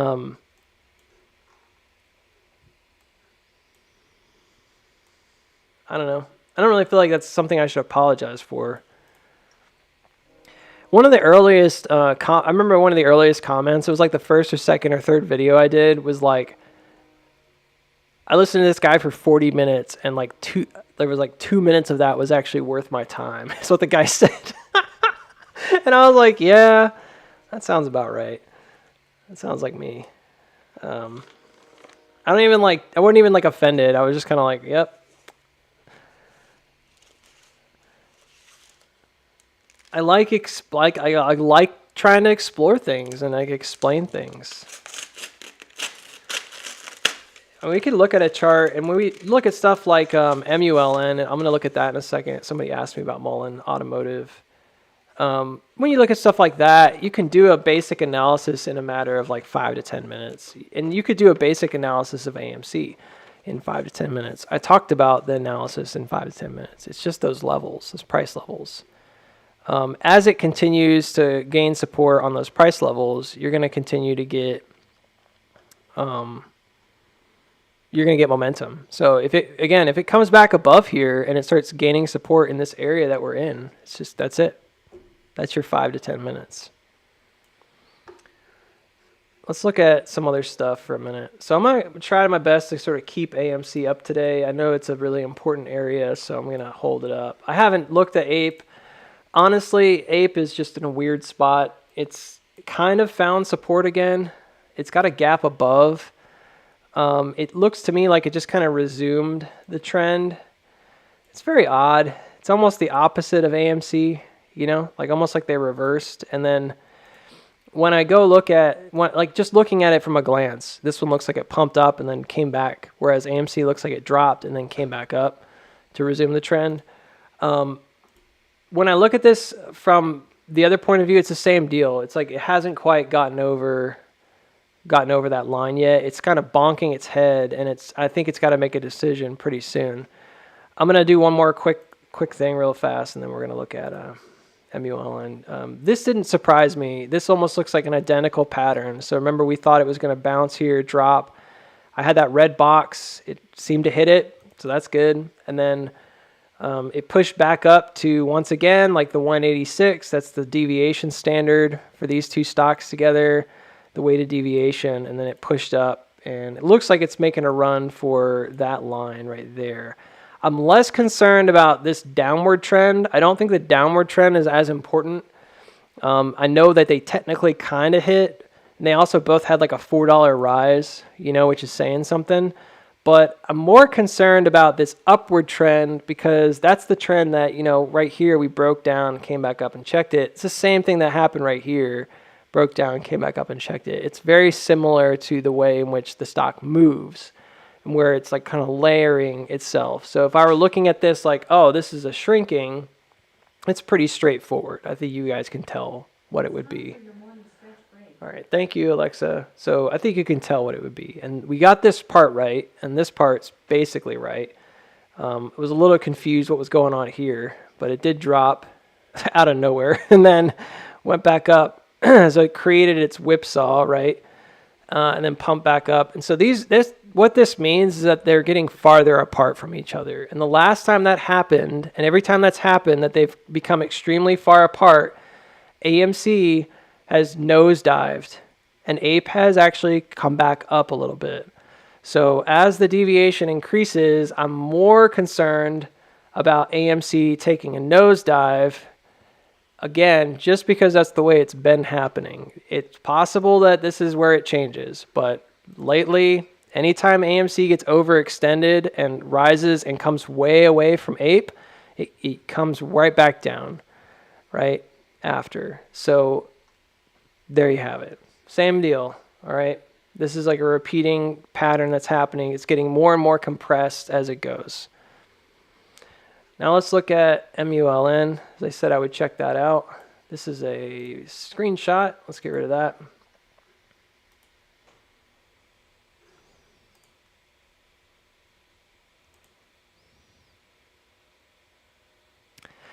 I don't personally dislike Matt Kors. I think he's okay. If I met him in real life, we probably would not be friends, but it's also one of those things where I don't particularly have a strong opinion about the guy either.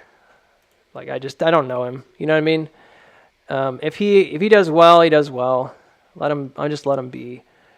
Obviously, if people follow him, they follow him, I don't get offended when people do well. If they do well and that's what they want to do, just let them be. It's the same thing with that Jackson guy. People got really mad at him for starting like a life coaching thing. And I'm like, well, whatever. I mean, I could understand why people got mad at him. They felt like he was taking advantage or something. But from my point of view, I was just kind of like, whatever. If that's what he wants to do, now would be a good time for him to do it. I mean, there's not often that you're in a position where you're going to find that you suddenly have thousands and thousands of followers or something. It's only natural that people would want to be like, all right, I guess this is the best opportunity that I have. So, like, is he doing it because he wants to be famous? I doubt it. You know what I mean? Is he doing it because he genuinely wants to help people? I don't know. I don't know the guy. I know that if somebody has a family they're taking care of, my hope is that they're doing it because now is a good opportunity for them to like further themselves in order to help their families and their situations. And I don't personally think there's anything wrong with that. You know, that's just an American thing. And I don't know if that's a bad thing or a good thing. I think it's just a thing. So, yeah, this is weird. All right. I know I said I'd look at MULM, but I was looking over here at Tesla. Man, I called that out. So that spike to me is an indication that this might end up being done for now. Like it may end up dropping all the way back down. I will not be investing in this unless it breaks this line right here. But once it does, I think it's going to come all the way down to the yellow marker. So if it comes down here and it holds, or if it breaks up before then, it's different. If it doesn't, it's doing the exact same thing. Tesla's doing the exact same thing it's done every time, which is it does this S-curve at the top, and then it hooks. It's the same pattern over and over and over again.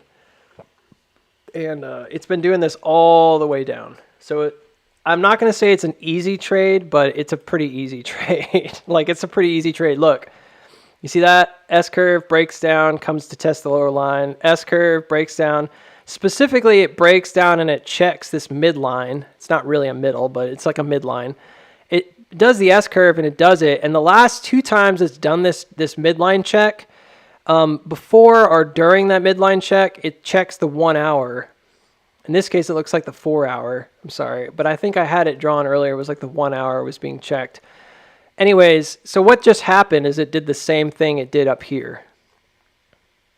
So the last kind of line of support that I would draw here would be, yeah, delete that.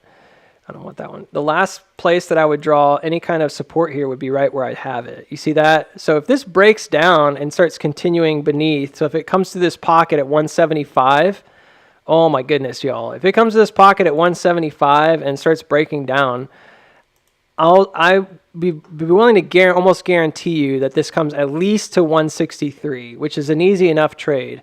If it breaks down from there, it's definitely coming lower. Now, I know what you're going to say, which is like, man, look at all that volume, though. Surely that has to be some major change. And the answer is, yeah, it definitely could be. So you got to be really careful. I don't look at this and like stick my nose up at it or something. Like, oh, it doesn't exist. Obviously, you know, go back, look at it on the daily. You can see that, yeah, there's something going on with this 4 hour nonsense today. I don't know what's happening. There is an increase in volume here, but it could be a lot selling. So it's just important to note there's a whole lot of gaps down below. It's the same as SPY. It's in this weird spot where, yeah, if it found support here, I think you could probably argue that it would continue back up to 250 on Tesla. I mean, easy, right?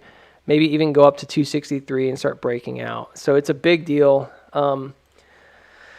SPY, man, this to me, I'm sorry. I've been talking about SPY and I don't know how to like make ends meet of it. And I feel dumb because every time I look at this, I'm like, what is going on? Like everything about this just doesn't feel right to me.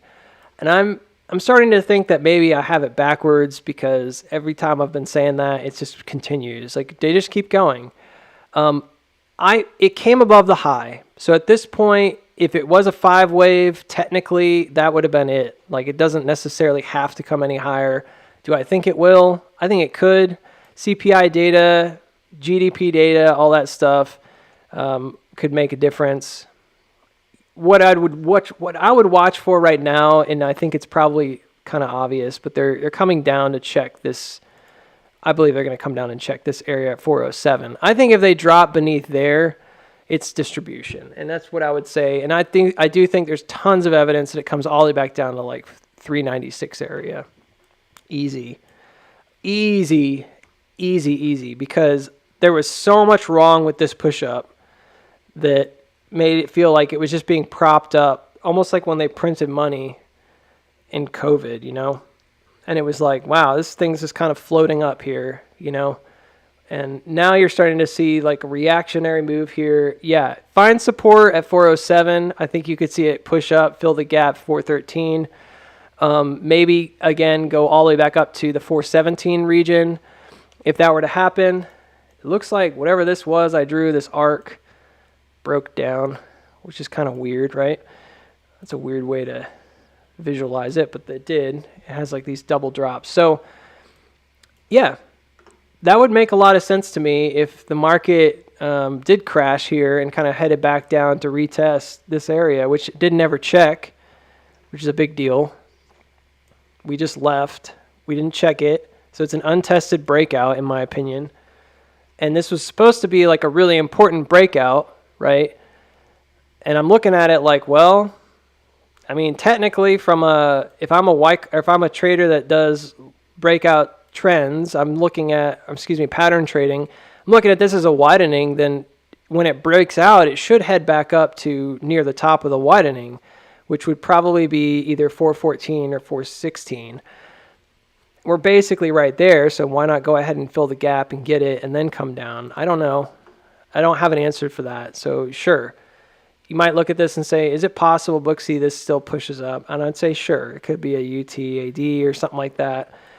Right now, I just think on the whole, this is an area that we have distributed along many, many times as you look back over the history of this. And yeah, this could be a head and shoulder.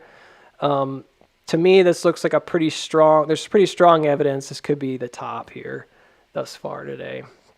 That push above and then the sliding back is pretty notoriously distributive.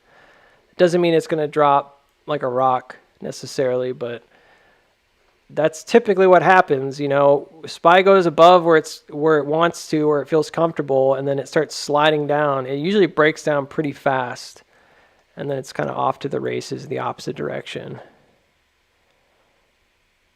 Old man Booksy, probably getting to that point. So yeah, that would coincide with Tesla having the drop here. Thus far, it looks like it might be in that situation. Yeah. AMC, yeah, that's pretty ugly. That looks more distributive than not. It came all the way back into the range. We will see. Just wait on it. I don't want to call that just yet. It just, because it pushed up really high, I did it twice here, and then it dropped really low. The main one for this is going to be watching whether to see it holds this lower creek, which could take a while. But honestly, as soon as it starts slipping beneath these guys, I'd be like, I think it's done. All right, MULN, I'm so sorry, whoever it was. I'm kind of irritated this morning because, like, I knew in my brain that there was going to be this kind of potential sell-off happening that could be very major. And I'm not saying it's definitely happening now. There's no confirmation just yet. This is bad looking, but it's not quite confirmed yet. It didn't jump over the creek yet. So potentially this could still move up again. This is bad looking, right? It definitely broke down from this little trend, but it hasn't broken this uptrend yet. So there's like all these like what ifs that are still at play. PayPal's winding up like crazy for something. I think it might actually move pretty soon if it breaks out here. I've been waiting. It's a massive wedge, but it hasn't broken yet. Anyways, I'm just kind of grumpy because I was thinking about all these things and talking about how, well, that didn't happen. Maybe this happened lower. Can't remember what I was thinking here. This is an older chart. Oh man, I don't remember where this was. I said I thought it would come to 12 to 13 cents. That's right. And then it went below that. And it has a really odd distribution right around that 12 to 13 cent mark, which is not good. Just going to give me a minute. I got to refresh why I thought that was the floor specifically. I haven't looked at this in weeks. Sometimes I forget things. Why did I think that was probably the floor?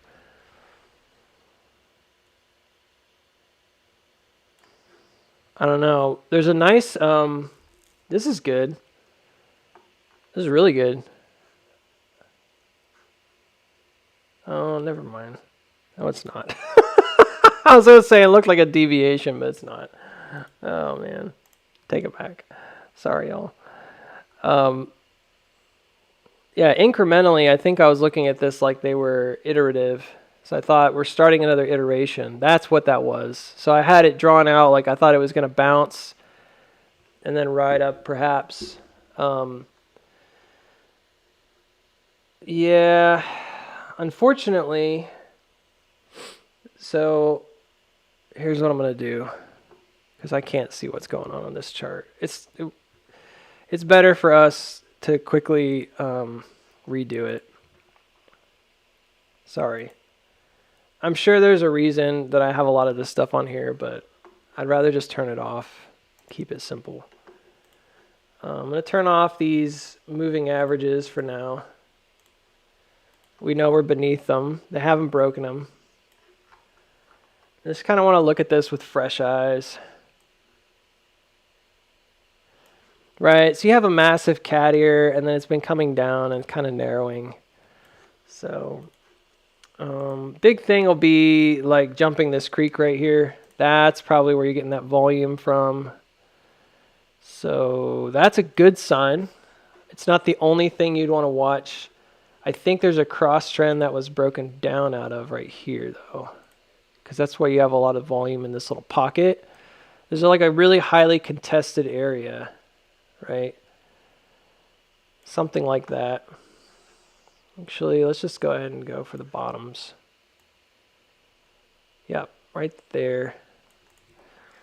So this was like the most contested area because there's a multitude of trends. So one being lost, which was this downward trend, and broke beneath it. And then this being an outward trend, like the more local downtrend, also, you know, being broken out of. It's kind of interesting. So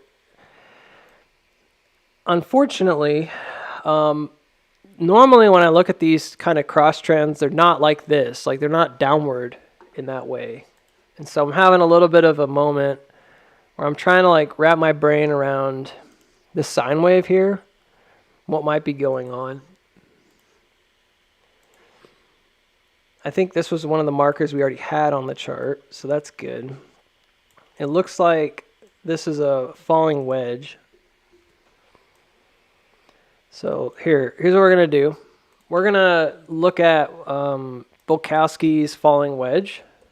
I think I know what the numbers are, but this wedge is very tight. Normally, if they break out 60% or so, they're pretty bad. They don't have very great performances. That's not going to make you happy, but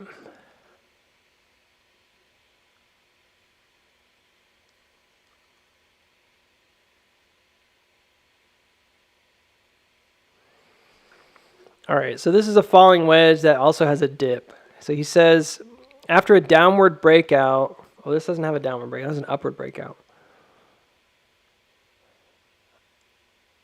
The price sometimes curls around the front of the wedge and soars upward. This busted pattern presents a profit opportunity from the long side. Well, whatever. A to B is the highest peak to the lowest valley, multiply it by the above percentage, and add it to the upward breakout. So the percentage is 62%. I'm going to go to here. I'm going to keep it a little bit conservative, but I'm going to go here to here. So that's $15.04. I think we could all agree. It's close enough. And we're going to multiply it by 62%. And that's $9.32. Round up, round up. So $9.33. Okay. That's essentially like the multiple, or excuse me, the factor that you're going to use. So what we'll do is you could take that from the breakout. It looks like it broke out. Man, I really want that cross trend to be right. It looks like it broke out, came back.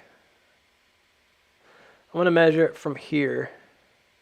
It's probably why you got a lot of buyers right there as well. $9.33. So what I don't care that much about the price target itself. What I like about Bukowski's stuff is that it's very good. And normally it's like really accurate, getting you in the right area. And normally what I'll do is it's about $9.57. So what I'll do is I'll use it as a way to help me kind of find what would be that target. So in looking at this, what do you guys think that target is? I think it's pretty obvious, but you can tell me if you want. I think it's probably this right here. That's amazing, right? Yeah. So math, right? This is what happens when you do like 800 different sample sizes, is that you determine that there's actually a reason this pattern works this way. And that's why he uses the percentages. So that move, that value, $9.33, gets you back to this $9.57 area.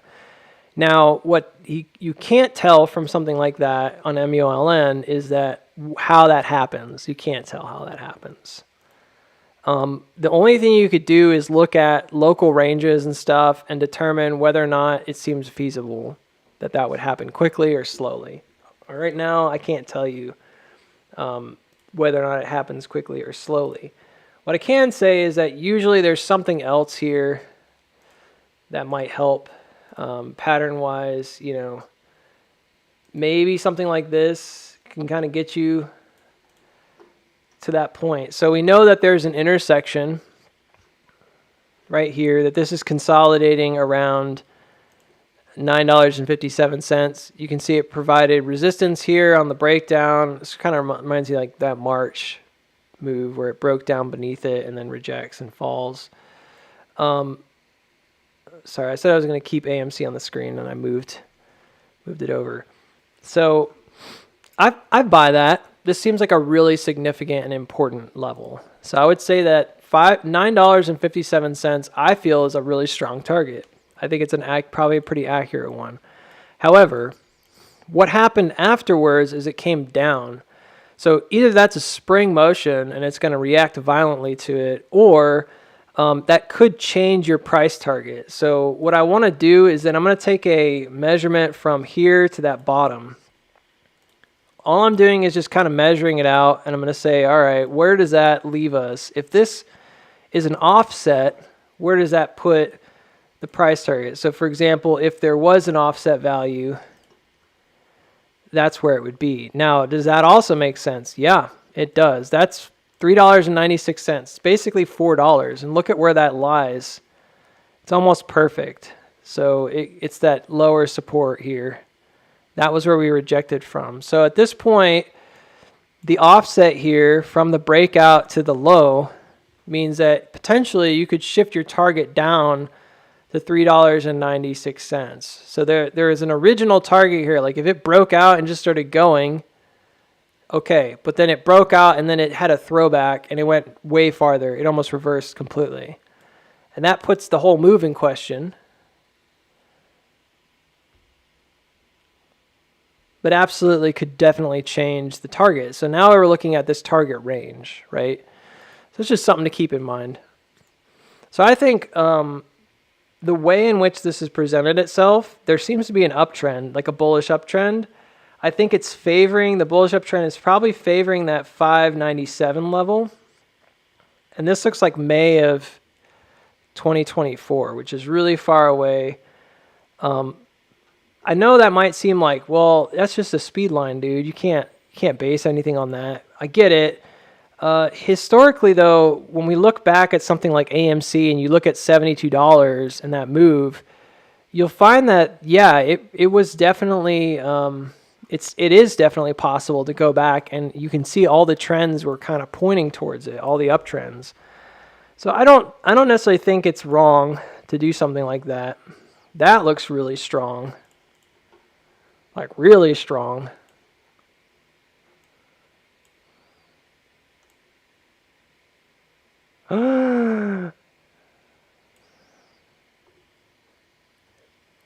Is that one gigantic shrinking iteration? It might be.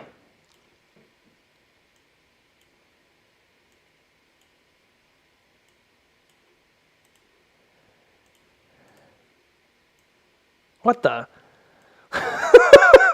Why did it do that? Just like flatten it out.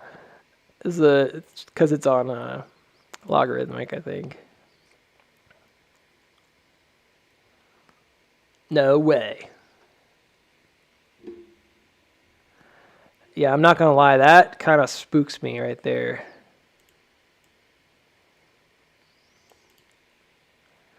Does anyone know if they're doing anything that would be something that might happen by May of 2024, May 20th of next year?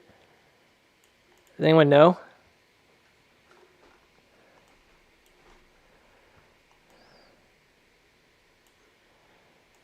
It's a shrinking iteration.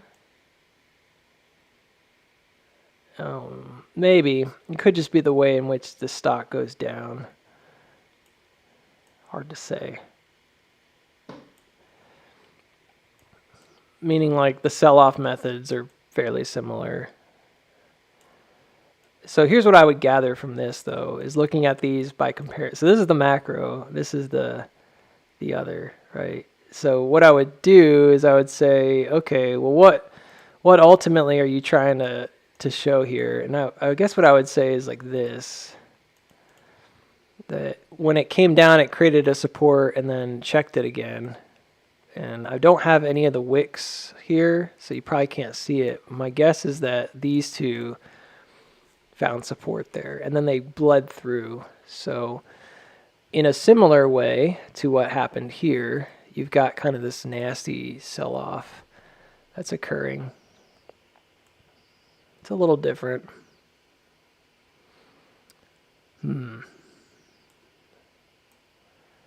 So that makes me wonder, because say this was like a jump. So this M presents itself as a jump over a major downtrend, and then it's coming back down to check it. So that could help me. So I don't really care that much about the fact that there's a bars equivalence. Like, it makes sense. It's just a big hook, you know. Lots of stocks have those. But now I'm curious, is there a trend that it jumped over, a bigger one? I might guess, yeah.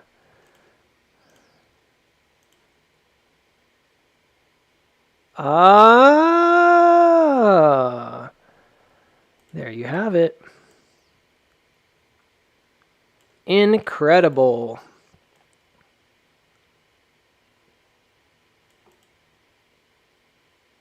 Oh, you know we got to do this right. Come on, we got to go up here and do this. This has to happen. We got to make this sucker tight. This could be a really good trade. Do I think it's from the beginning of the stock or what? I don't know. I guess it doesn't make a huge difference. Well, whatever. We'll go from where it dropped off here, not that peak. Let's take a look. Bloop, there it was. Found support, pushed off. We're there again. Holy Toledo, Batman. Just kidding, I'm not Batman. That's crazy though, isn't it? You guys, I don't even know if people are still watching. Did you see that? That's wild. So we're on a very important, very, very important downtrend here. I'm going to make it a different color. Wow, man. And then this looks like a micro iteration of the macro. So that gave us a sense of there could be a shrinking iteration going on here, you know. I've got this as a solid...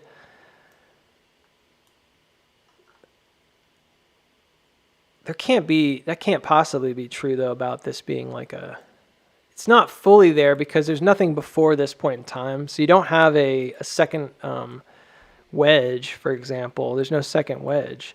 But this is really important. Really, really important. So,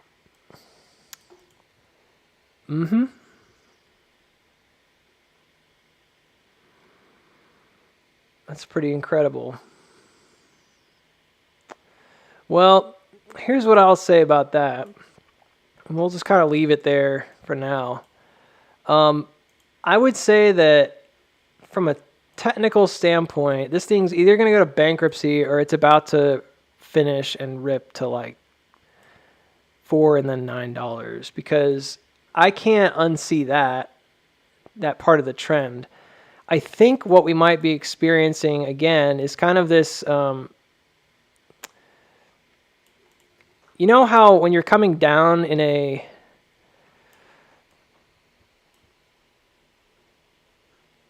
how do I describe it?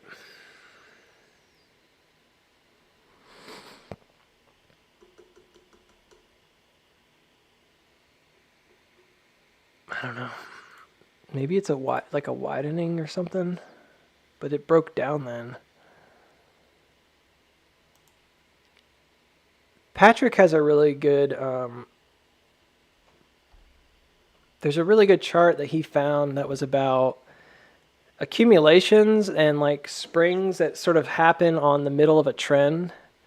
And I know it's a little odd, but for example, like let's say that the goal here was not to just bury this thing in the dirt, but really right here where you have that high volume, it's pushing out and then going into an accumulation.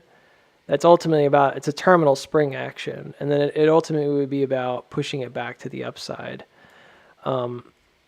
If that were the case, then you would naturally go and hit not only like the support zone, which is where you were consolidating, but this also coincides with this widening or this channel line, right? I don't necessarily know if it's widening or not. I kind of just said that, but now I'm thinking it might not be. It could just be like a channel. I'm making it, I don't want to make it into what I think it is. I just kind of want to make sure. So I'm going to double check. Nah, there really wasn't much of a channel there. So I'm going to say it's more of a widening. But yeah, I think this totally could be one of these moments where it's pushing into this very terminal action and then it could react. And over the next year, this is not a short-term play, y'all. If this were to continue, I think it could take an entire year, but that's a humongous move. That's 9,000%. It almost seems unrealistic. 3,900%. I don't know about that. Man, you gotta be really careful with this kind of stuff. That's like insane. Let me check. So the weekly is definitely on a massive divergence here. You can see the weekly on the RSI. This has just been going up. Let's check the monthly. Monthly is just kind of flat, but same deal. That would be a weak divergence on the monthly. A weak divergence is where the RSI is flat and the price is going down. So it's a weak bullish divergence. So I think there's a possibility this thing could go down to like 8 cents again. You know, I don't want to freak you out about it, but because it already hit down there, it needs to find support. So it's either going to find support on this trend or locally, you know, within its tiny little range. It seems like there's quite a bit of distance it could go. I would say that you should see on like stochastic, you should see the blue crossover. It just crossed under, which isn't great. And that's on the monthly, which is a pretty huge time frame. You can see the cat ear here. It's almost painful how bad, like, and obvious it is. And there's no jump yet. It'll be pretty abrupt though, you know. I think it wouldn't necessarily vocalize it too much. Each of these looks like they're just going down to nothing and then they suddenly reverse. So it could be something similar where you get like a sudden reversal. But I would say on the whole, these both present themselves as slightly bullish because they're not trending downward as much as the price is. Definitely on the weekly, this is clearly divergent on the weekly right here. So maybe this is like a sequence and you still got to finish it, meaning like this is like that M. You can see that it is an M, so I mean, it's not really, I guess there's not really a question. There's an M cross here, so this is pretty much like your spring territory after you complete the cross. And at this point, again, like I would have to look at maybe how this macro one compares to the micro, but I'm going to guess it's really similar. So there seems to be a clear similarity between these two areas in how they're trading it. This could be a really good play though. Yeah, I'll check out PayPal. I don't want to go too crazy on this comparison, but I do think it's important because I'm wondering the way in which they trade it, if it's fairly similar on this time frame. Just really curious. So let me see. So there was a push up, early push up, and then it coiled back down. Rode up into some cat ears. It's kind of hard to do without knowing. Well, I know what the macro looks like. So this was the initial push, and it went too far, right? Remember, we were looking at this a minute ago, and it pushed up, and it goes... Does it go too far? Oh my gosh. Booksy's brain is not working. Hang on. No, it does. This cross trend goes down to... That looks wonky. It should go down to here. That's weird. Why does it look like that? Oh, suddenly it magically fixed itself. No, it didn't. It still looks off. What's going on here? Did I do this on the weekly? I must have done it on the weekly. So this exceeds it, and then it comes over top. So that's important. I don't think I was looking at it quite that way. So it exceeds it, and then it comes over top. And then we would be looking for something kind of similar on the very bottom here.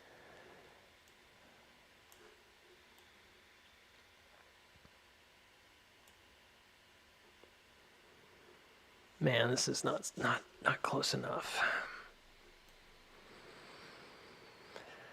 Well, alrighty. Whatever.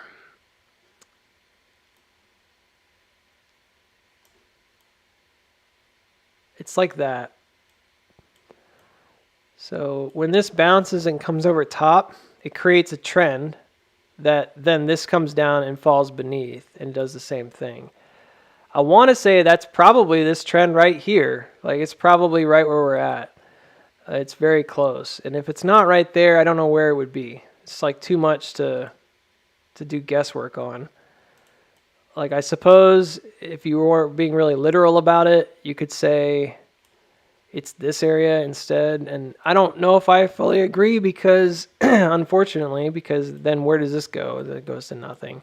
This is the downtrend. I mean, this is the creek cross. So we know that. I'm not, it's like, why fudge it, I guess. I don't know. I think it already made the cross. I think this is that first reactive move after coming back down. So it hit it. It's reacting off of that cross. So this is your creek cross right here, your M. Pushed up, distributed, just like this one does. It crosses over, pushes up, distributes, creates a little cat ear business. You see the paw and then the two ears. This is just a hook, so you can kind of ignore that. It's just a retest. It might even be this right here, this tiny little thing. I don't know. Doesn't really matter. It broke down. One or the other, I mean, it could be this, although I don't think it is. Again, it really just depends on whether or not you think... Oh man, I don't know. This is why sequencing is a bummer. So the problem is, remember I just said, hey, you shouldn't fudge this line. Well, I still agree, like you shouldn't fudge the line, but there is a possibility, I guess, that this is like higher. And if that's the case, this could be that first one. But let's count it. This is a 1, 2, 3, 4, 5. So it's a 5 wave.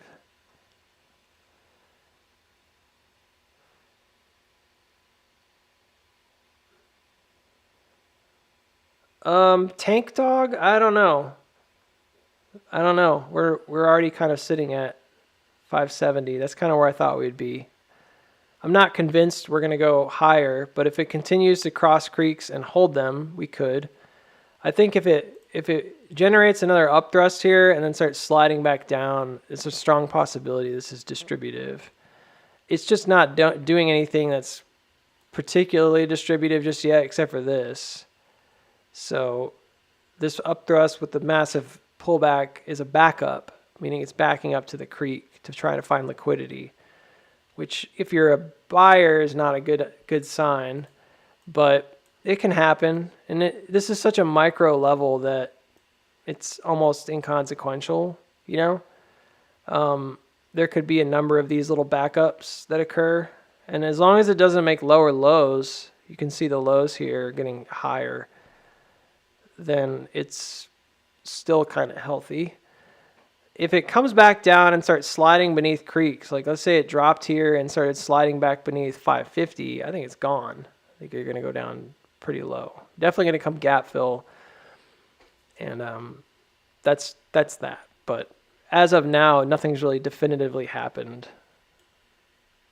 This looks like it's pressing up, trying to retest that trend that it was on earlier. Could go either way. I already did a macro analysis earlier, what my thoughts were, but if you're looking at where does it find support, I think if it finds support here above this 570 level up to like 590, I think it's going to potentially be going. Like I think it could be it. It could be time for the big move. Anything less than that, if it breaks down here, if it just holds here, I'm probably more bearish at the moment. I still think it's going to come back down to 3 something. So, oh, thanks, Bill. The car fund. Thanks.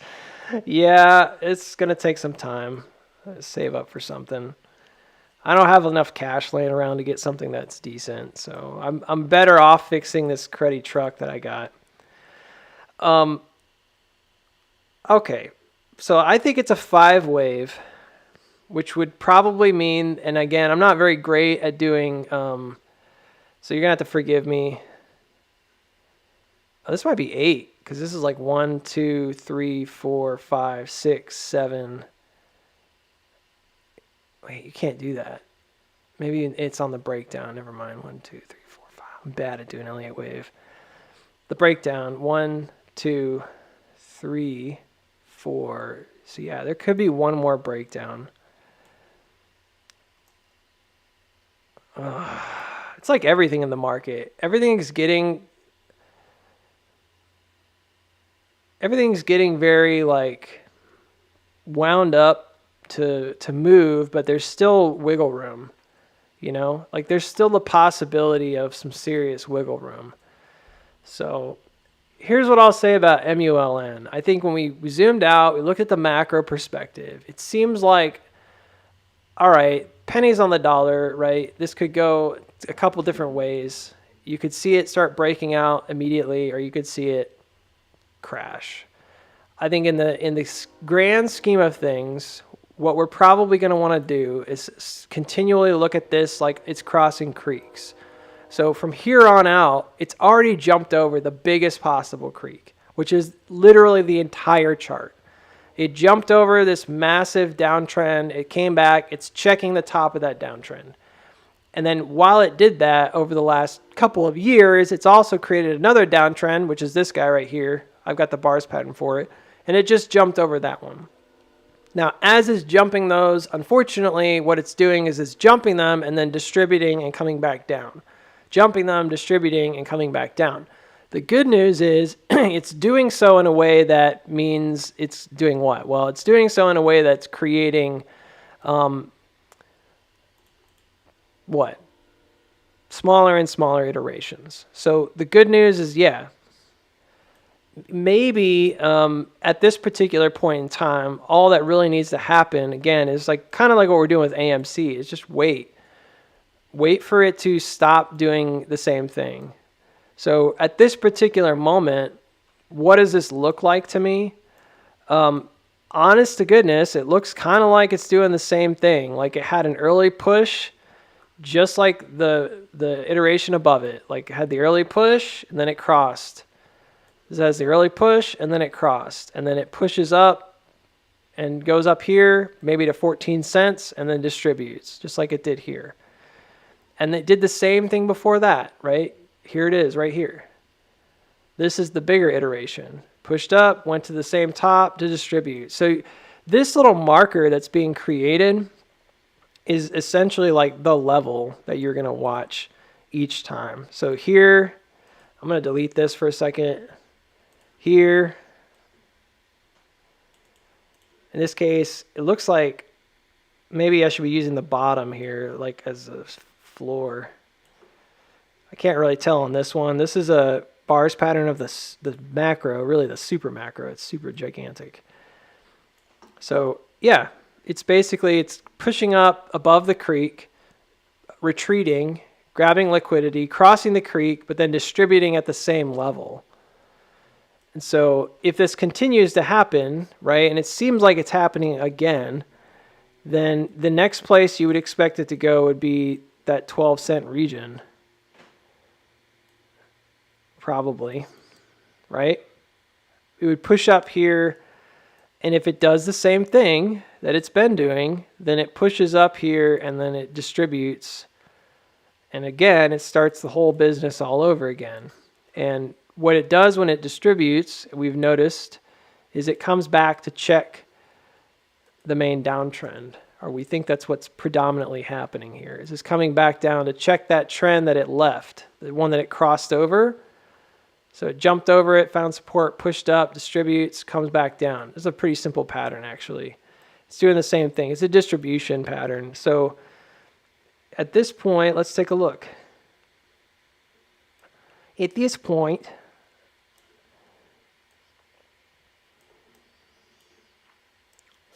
I think it's right there. I think it's right where that bar coding was happening. So yeah, at this particular stage, you're just going to watch. If this drops early, it could be a good sign. Because if it drops early, it could mean that it didn't actually need to come up and distribute. And it's going ahead and doing the check before it comes up, which would be good. It could be very positive. So right now, all that's happened is an automatic reaction. There hasn't been any really distributive action yet. So maybe that's a good thing. I don't know. We'll see.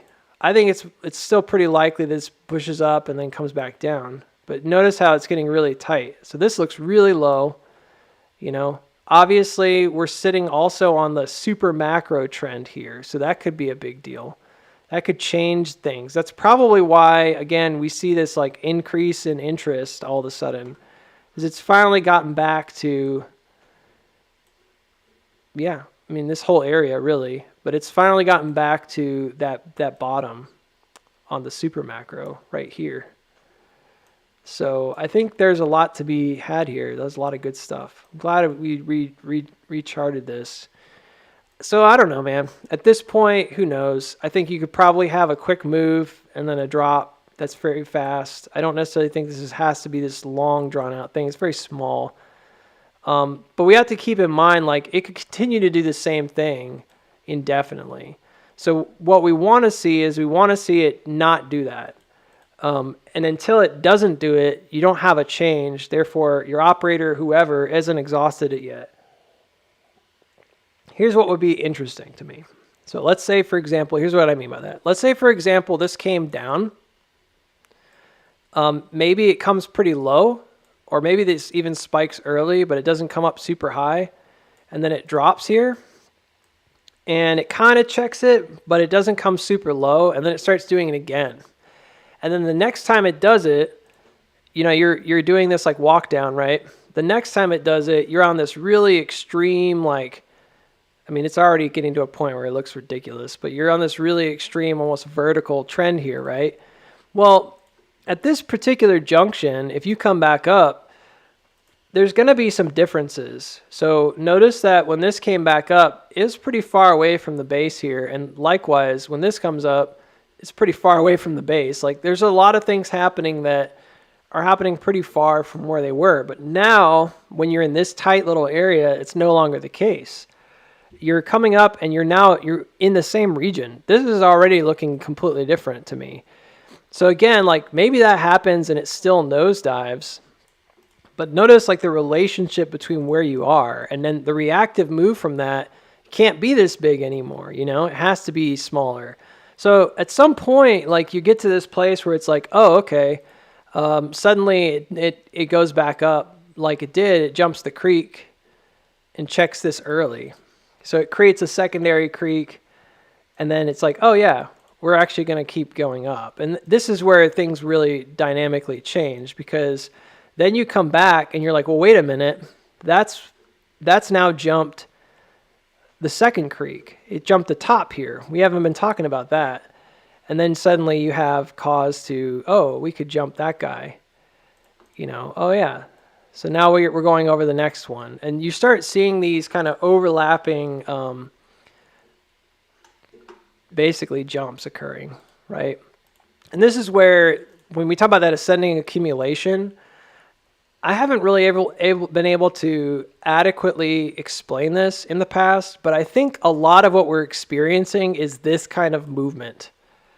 You get these like sudden upthrusts that hold, and I think this is what's basically going on, is you're starting to like leap over and move around all these micro creeks.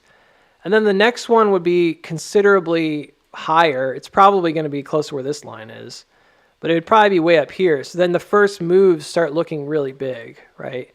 And then before you know it, your creek moves are like basically just level to level. You're no longer really having any creeks. You're just kind of moving like really rapidly. And it starts accelerating. And that's what causes like those squeeze moments.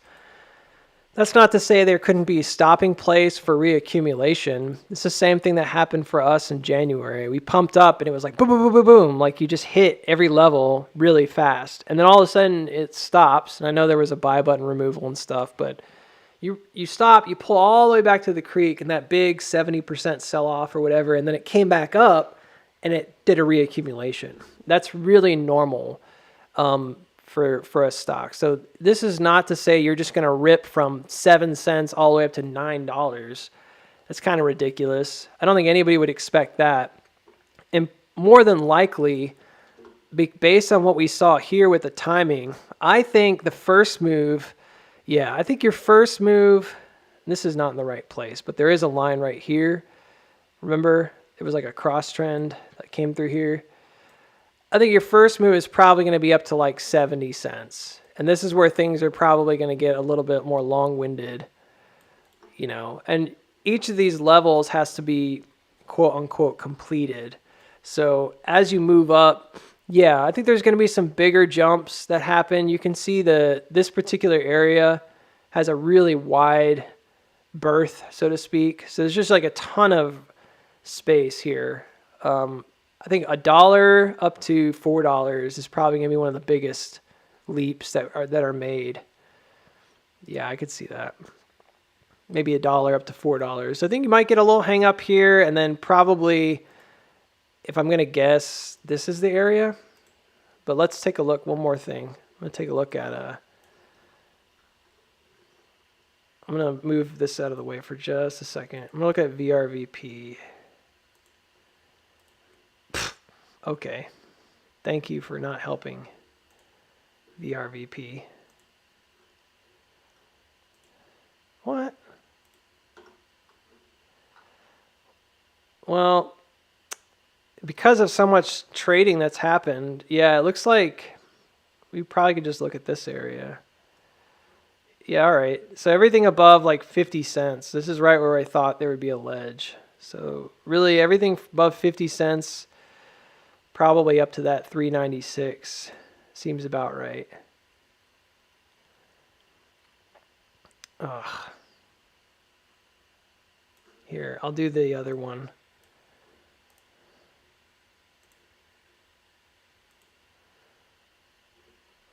Okay, we were about right. There's a volume shelf at looks like 95 cents. So I was saying like maybe right here, you come back, trade back down.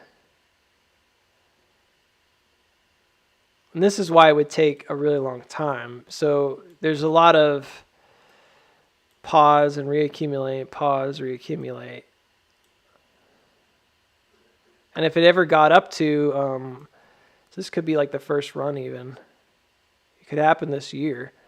And then if it ever got up to maybe 6 months later, you could get to a place where,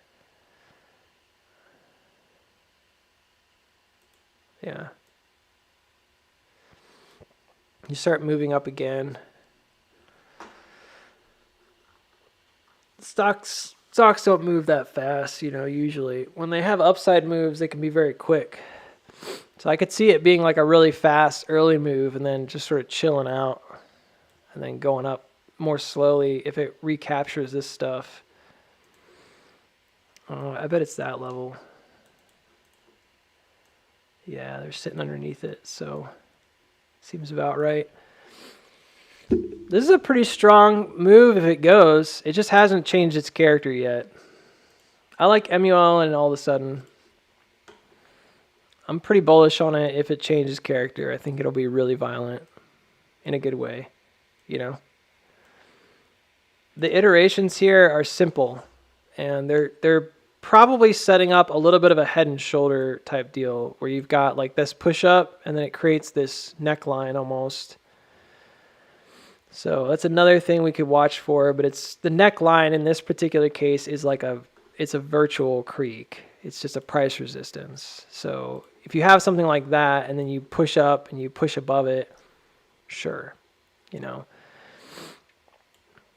There's another way of kind of visualizing it is it could be more or less like that, Oh, and it would probably be more long-winded, but same idea. Conceptually, doesn't really matter. We're not there yet. Main thing is watching local resistances here. So this is all speculative. We're not sure. And then we would wait and see what happens here around 31 cents when it comes back up. Yeah, right around 31 cents up to maybe about 37 cents. And I think at that point, if it's going, and it might be going at that point, I think if it's going at that point, we'll have a pretty good idea. We'll be able to look at this early one and see if there was something like that. So if there was a head and shoulder, it'll be present here by the time we get there, right? So that would be like shoulder, head, and then you'd have another shoulder. But we don't know yet. All I know is that once it gets like super steep or once it makes a change, then you can start monitoring the way it exits. Unfortunately, we don't have an example of that right now, so.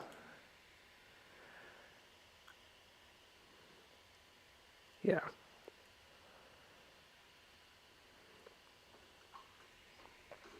But, all right, let's take a look at AMC. So AMC found itself, again, with support on a creek. Has not made a lower low yet. It's just kind of chilling out underneath this resistance. I'm not a big fan of it getting sold here as strongly as it has, but it also, I mean, it's sort of logical. I mean, it is logical. I'm not seeing a lot of selling though now against this edge, so.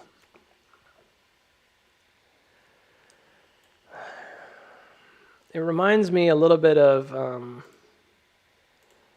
inverted creek jumping, so like going this way. I think somebody said earlier, they said it looked a little bit like a repeat. I kind of agree.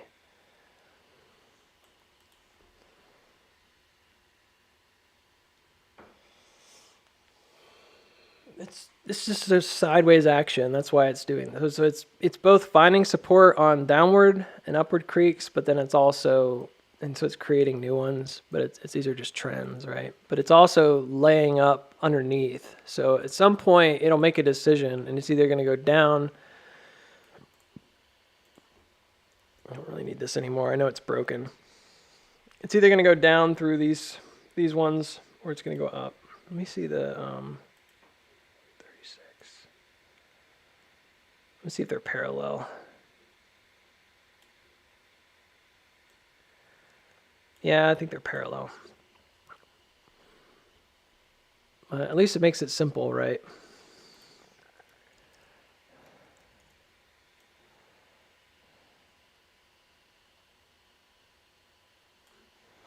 like plaid. Yeah, pretty much.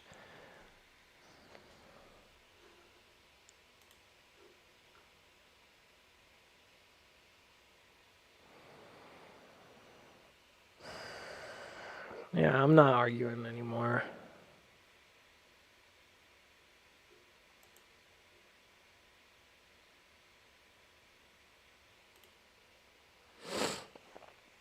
Well, we'll see.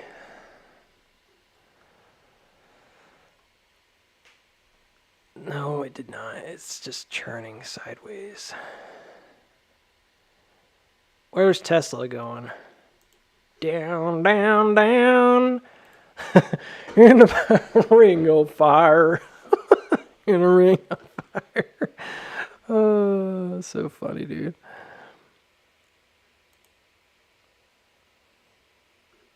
You're no Johnny Cash, Booksy. But then again, maybe I don't want to be like Johnny Cash. Musicians have a lot of hang-ups.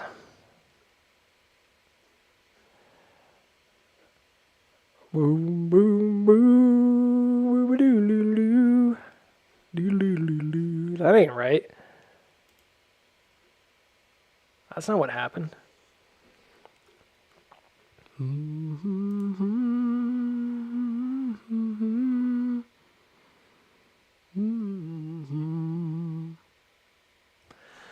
Yeah, I don't have a strong opinion about this particular price action just yet. It's just kind of waiting. So if you guys are wondering again, am I taking positions here? Not so much. Right now, it looks a little stronger than it does weak. I don't think the sellers are pushing it down very hard. So I think we could easily see another pump here. My big thing is like UTAD tends to be the pattern for a lot of AMC. So I'd be really careful about the secondary pump. Once it gets up above 571, we're possibly going to see that turn back down. So I'd just be mindful. And yeah, if it continues to hold support and continues up, and I'm not going to keep raising the ceiling forever, it really, for me, it has to do with not only finding support here around 550, which is a given, it has to do that, but then also making sure that it can find support above this trend. If the only purpose of it finding support at 550 in this area right here was to gain enough momentum to just kind of finish it off and get to that hit, that's one thing. And then you're going to see it dump, right? That's what's happened. That's what happened in December. That's what happened in March.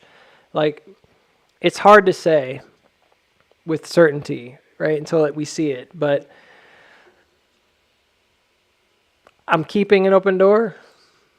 Right now, it found support, so that's a positive. It found support. I think it found support here around that 550. If, however, it cannot find support here, and definitely if it can't get above this, if it just rejects and comes back down, I'm going to be really cautious about, what's going to happen follow-through wise, assuming it does make a pump. Technically, from a Wyckoffean perspective, I'm pretty sure if this was a spring, this is like a double flush. This could end up being like a spring into a UT with a UTAD. It could be a spring into an SOS, but this just happens to be a backup, and then there's going to be a longer period of accumulation here, and then it breaks to the upside. What can't happen is it can't come back up again above like 570 and then distribute low and start making lower lows. So every time it makes a high here, you should take a mental note. So right now, 555 is kind of where the mental note is. Okay. Mental note.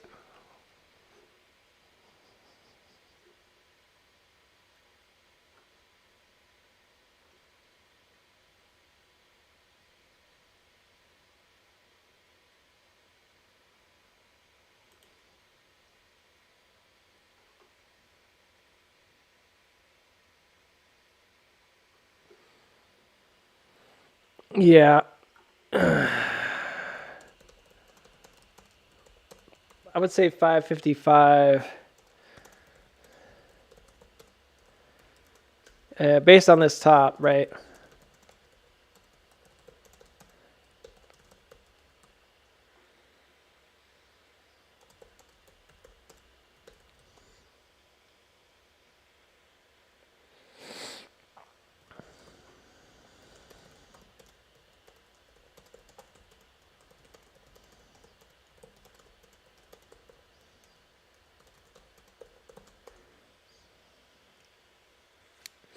So we'll see. Excuse me. I was supposed to take a stretch break. I never took a stretch break. Thanks again, Bill. I really do appreciate that. Bewigged coffee too. I do have a train. It's not my backyard, but it's, I don't know, man. Quarter mile, I guess, as the crow flies. In order to get to it from my house, you'd have to like go through like woods, lots of woods. It would not be easy.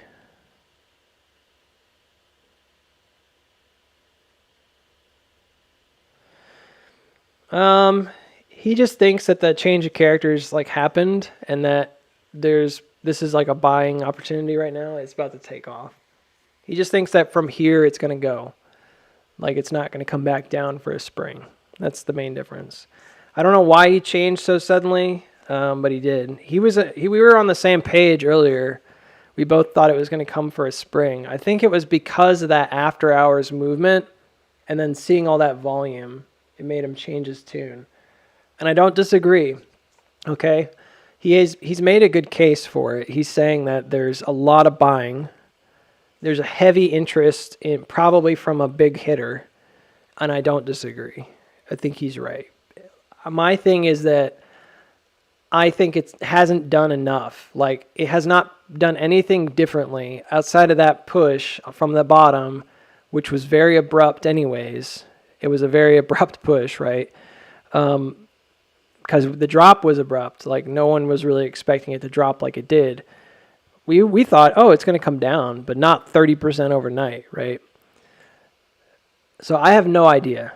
Like if that buy up was just a result of a reactive move based on what happened, or if it was actually part of the plan to like disguise a spring as an after hours movement, which seems really backwards. It doesn't make a lot of sense. You guys have to understand, like the reasoning that I have for that is not based on what one person says or another. It's just based on all the reading I've done. Like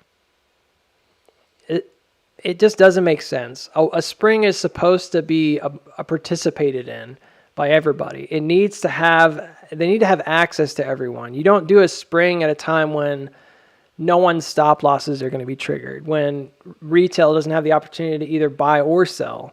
It's just very odd.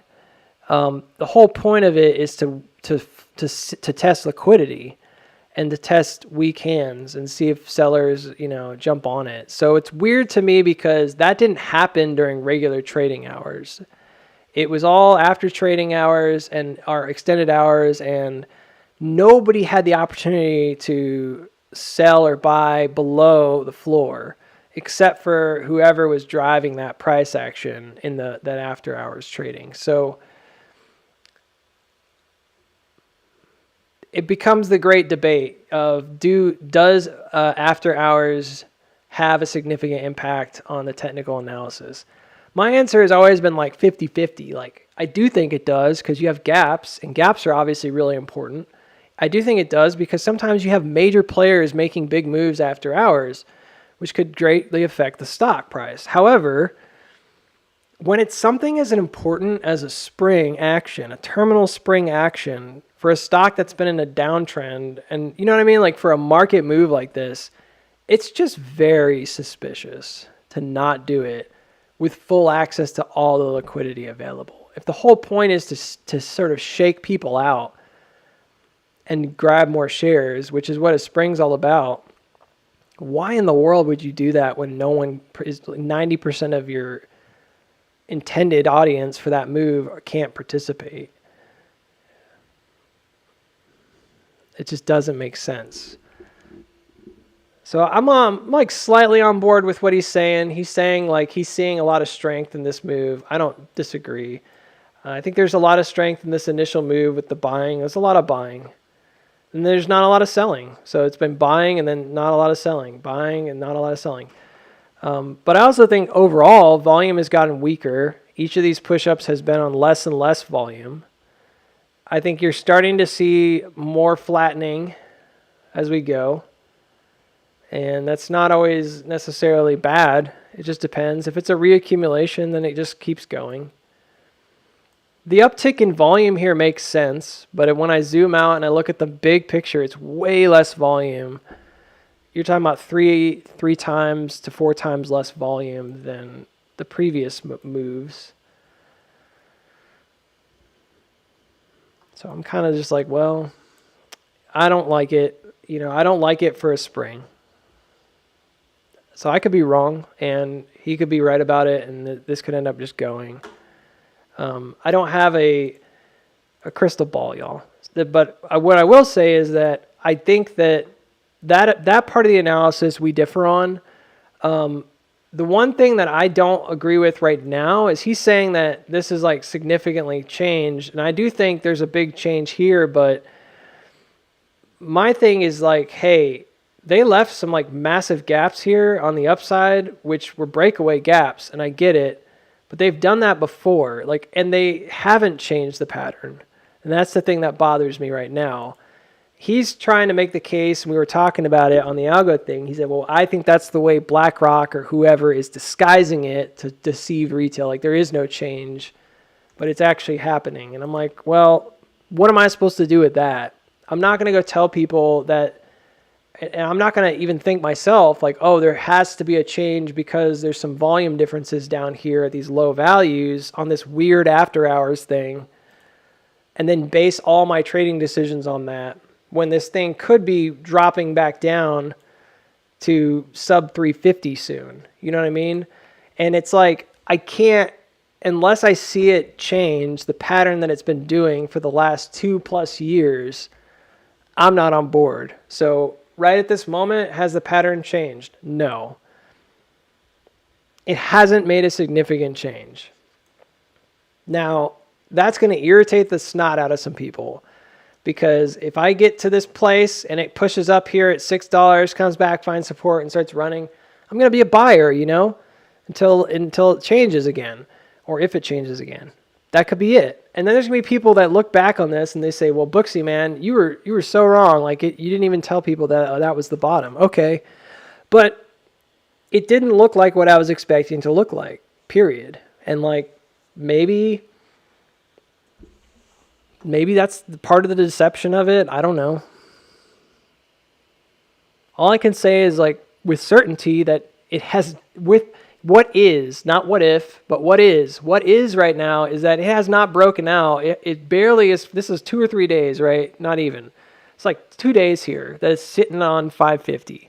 That's not really constitutes to me like a strong support, but it's holding support, but it hasn't even broken this uptrend, which it never breaks. So if it broke this uptrend and it started again above the $6 area and then found continuation, that's a change of character. I talked about it in the video. It has to do with what happens when you get to, because that, like, and this is so like silly to me, but what happens when you get to this spot? And every time it's been the same thing. It's been, you get there, there's just not enough continuation, and you break down. So that's all. I don't really think there needs to be a magic perfect answer every single time, but I think the way that I framed it in the last video is still the way that I feel about it, you know. I 100% agree. There's some weird stuff going on with volume. I'm just not sure I understand. I still don't get it. Like, I'm sorry, I feel really dumb, but I feel like there's something missing here. I think it's because of how much volume came in during this push-up in that period, but can somebody please, like, tell me the answer to this problem? I don't understand it. I do think it has a rising wedge. That could be good, could be bad. AMC has done S curves during those rising wedges and just gone, you know. Somebody explain to me why when I look at this in daily, this doesn't look like much. I'm not saying it's insignificant, it's decent volume, but just look at it, all right? This is like the normal view. But then when you go in here and you look at the 1 hour, it's like bleh, like huge amounts, looks like huge amounts of volume out of nowhere. Like what is that discrepancy? Why do they look so significantly different? You know? Is it just because the amount of time that's actually passing here? This is 1 hour and this is really only the course of like a few days. So if you look at it in the course of days, like it's not really anything to write home about. But if you look at the course of like 1 hour increments, it's a lot.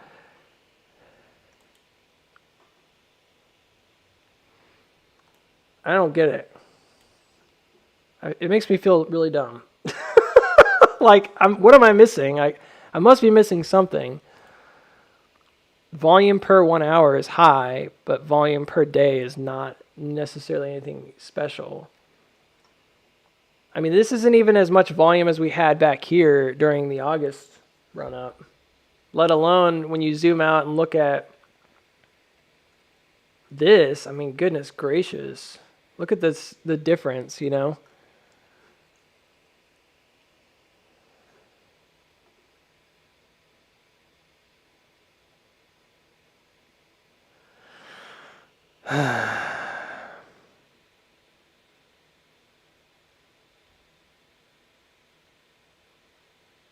Daily doesn't reflect the volume after hours. You might be right. I mean, I can change my chart to just be after hours, you know, if it lets me.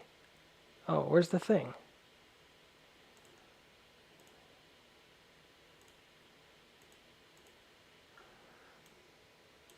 Oh, okay. It's not going to show me after hours? Oh, I guess you can't see it on daily. Yeah, you might be right.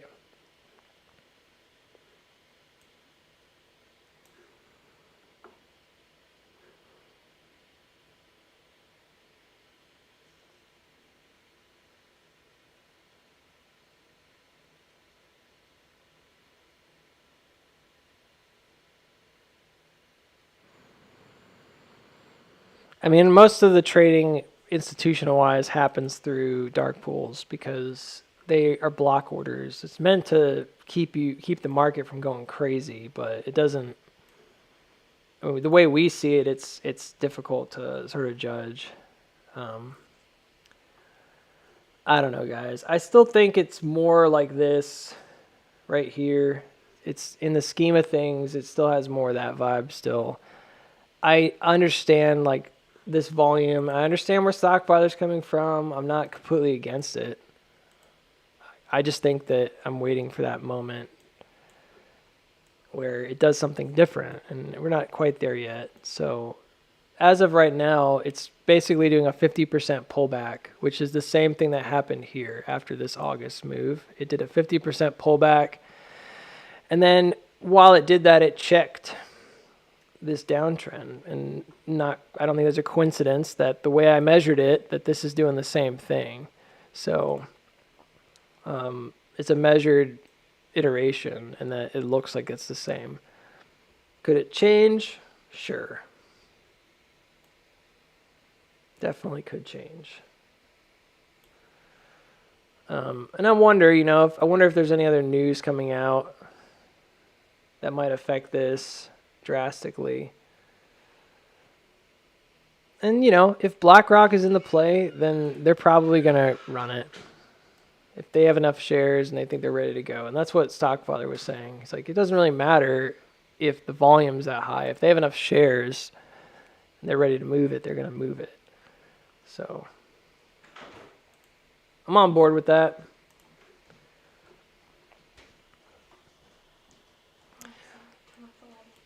From a trading point of view, there's not really much you can do if you're waiting like me for confirmation. It's just kind of waiting.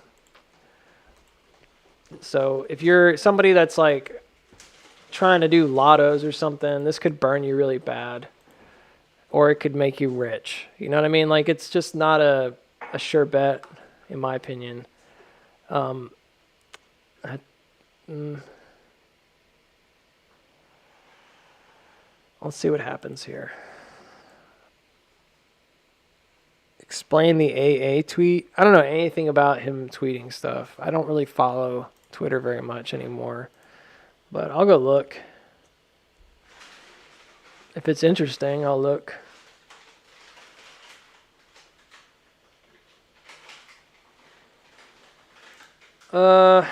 Let's see. Search Twitter for Adam Aaron,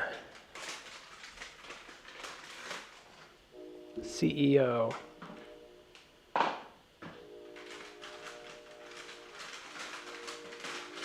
Now he's got like Super Mario Bros. Stuff all up. 6 minutes ago. Is that what you're talking about?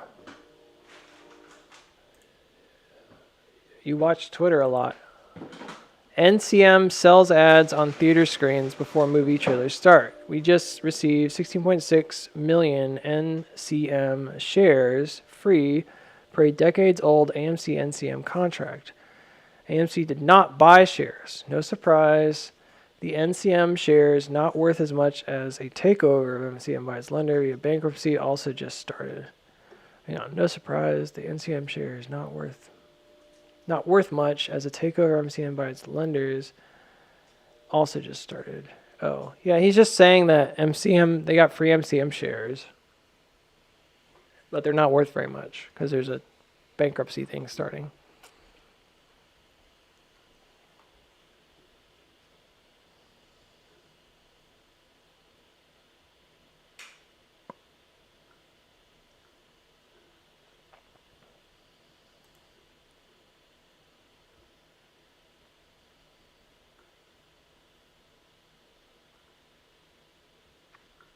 Oh, now he's talking about the Mario movie.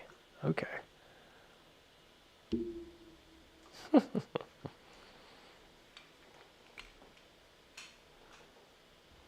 Dude, I didn't hear him talk about it at all. And I was like, kind of like, why? I know he's not necessarily the most, he probably doesn't want to watch it himself. He doesn't care. But like, I knew this movie when it was announced was gonna like blow up. So, and I was really confused because he just didn't say anything about it. Still kind of lost. Yeah, I don't think it means a whole lot. I mean, basically it's free money if they can ever sell the shares, but in reality, everything doesn't make sense anymore. Across the bar, market caps, volume glitches.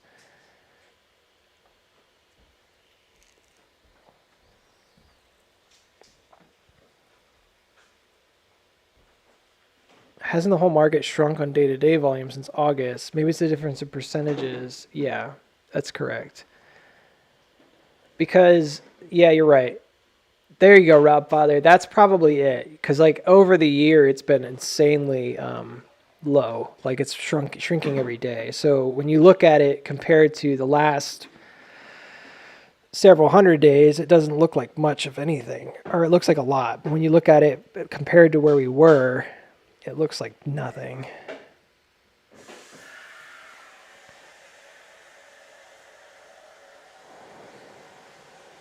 So, yeah. All right. Well, there you have it, though. I mean, that's pretty much the day in the outlook. I'm gonna get going because I have to take my wife. I know what you are to me. I was going to say lovely wife, but then I paused and I thought, I don't know if she wants me to tell people she's lovely. Not on the tag. And then you yelled at me. So now I don't know if I want to say lovely wife. I'll just say my affectionate wife. My significant other. Your roommate. My roommate. It's funny. The lady I live with. She needs a ride because their car is broke down. So I'm going to take her to work and I have to leave a little early as a result, so I won't be able to stay till noon. But I literally just paused to make sure I was going to say the right word. It was a long pause to make sure that I was wording something correctly. It's better than saying something dumb, which I ended up having to say anyways. So, all right. Long pauses. Here's what you're going to watch for today. Definitely watch that 555. Obvious enough to most people. If this continues to hold support here and consolidate, you could see a push back up. I'm looking at this area at 580. So for me, this is not enough. I know that 570 is a big deal, but it's right along that red line. And I think if you're talking about a change of character, you need to see it push out and above and then hold it. 550 is a good start. It's a really good start. That was kind of number one, right? But the number two is absolutely that. This is number one right here. If this holds, great. But number two is absolutely having to find support above here. And I think if you can do that, I would be more convinced about a bigger move, basically imminent. Okay. And if we can't do that, then I think you're going to break down. If you leave 555, I think you're probably going to come all the way back down to this breakout here at 530. So it's going to be a pretty nasty slide if it starts coming backwards, especially below 555. That's kind of the key level for now. Because that to me would indicate that you're now beneath like 50% of the range from back here, and that's not good. So I think it's a pretty easy metric at this point. 555 and lower, you're probably going to see it start sliding, and I think it'd be pretty fast. Otherwise, if we can kind of make those moves, you might see it push up. I'm looking at 590. That's a pretty important little area historically, like that 597, and then you need to hold it here. Anything less than that, again, with sideways action or whatever, is not enough. So, hey, thank you, Luisa. I appreciate it. I did give you like half a song today. It was really bad. Maybe next time. I didn't do any streams earlier in the week. I'm probably not going to do any extra streams, but I will try to do an extra video this week, maybe tomorrow, and then Friday I'll be streaming again. So, yeah. So have a good day. Take it easy. Make sure you watch your levels, and I'll talk to you later.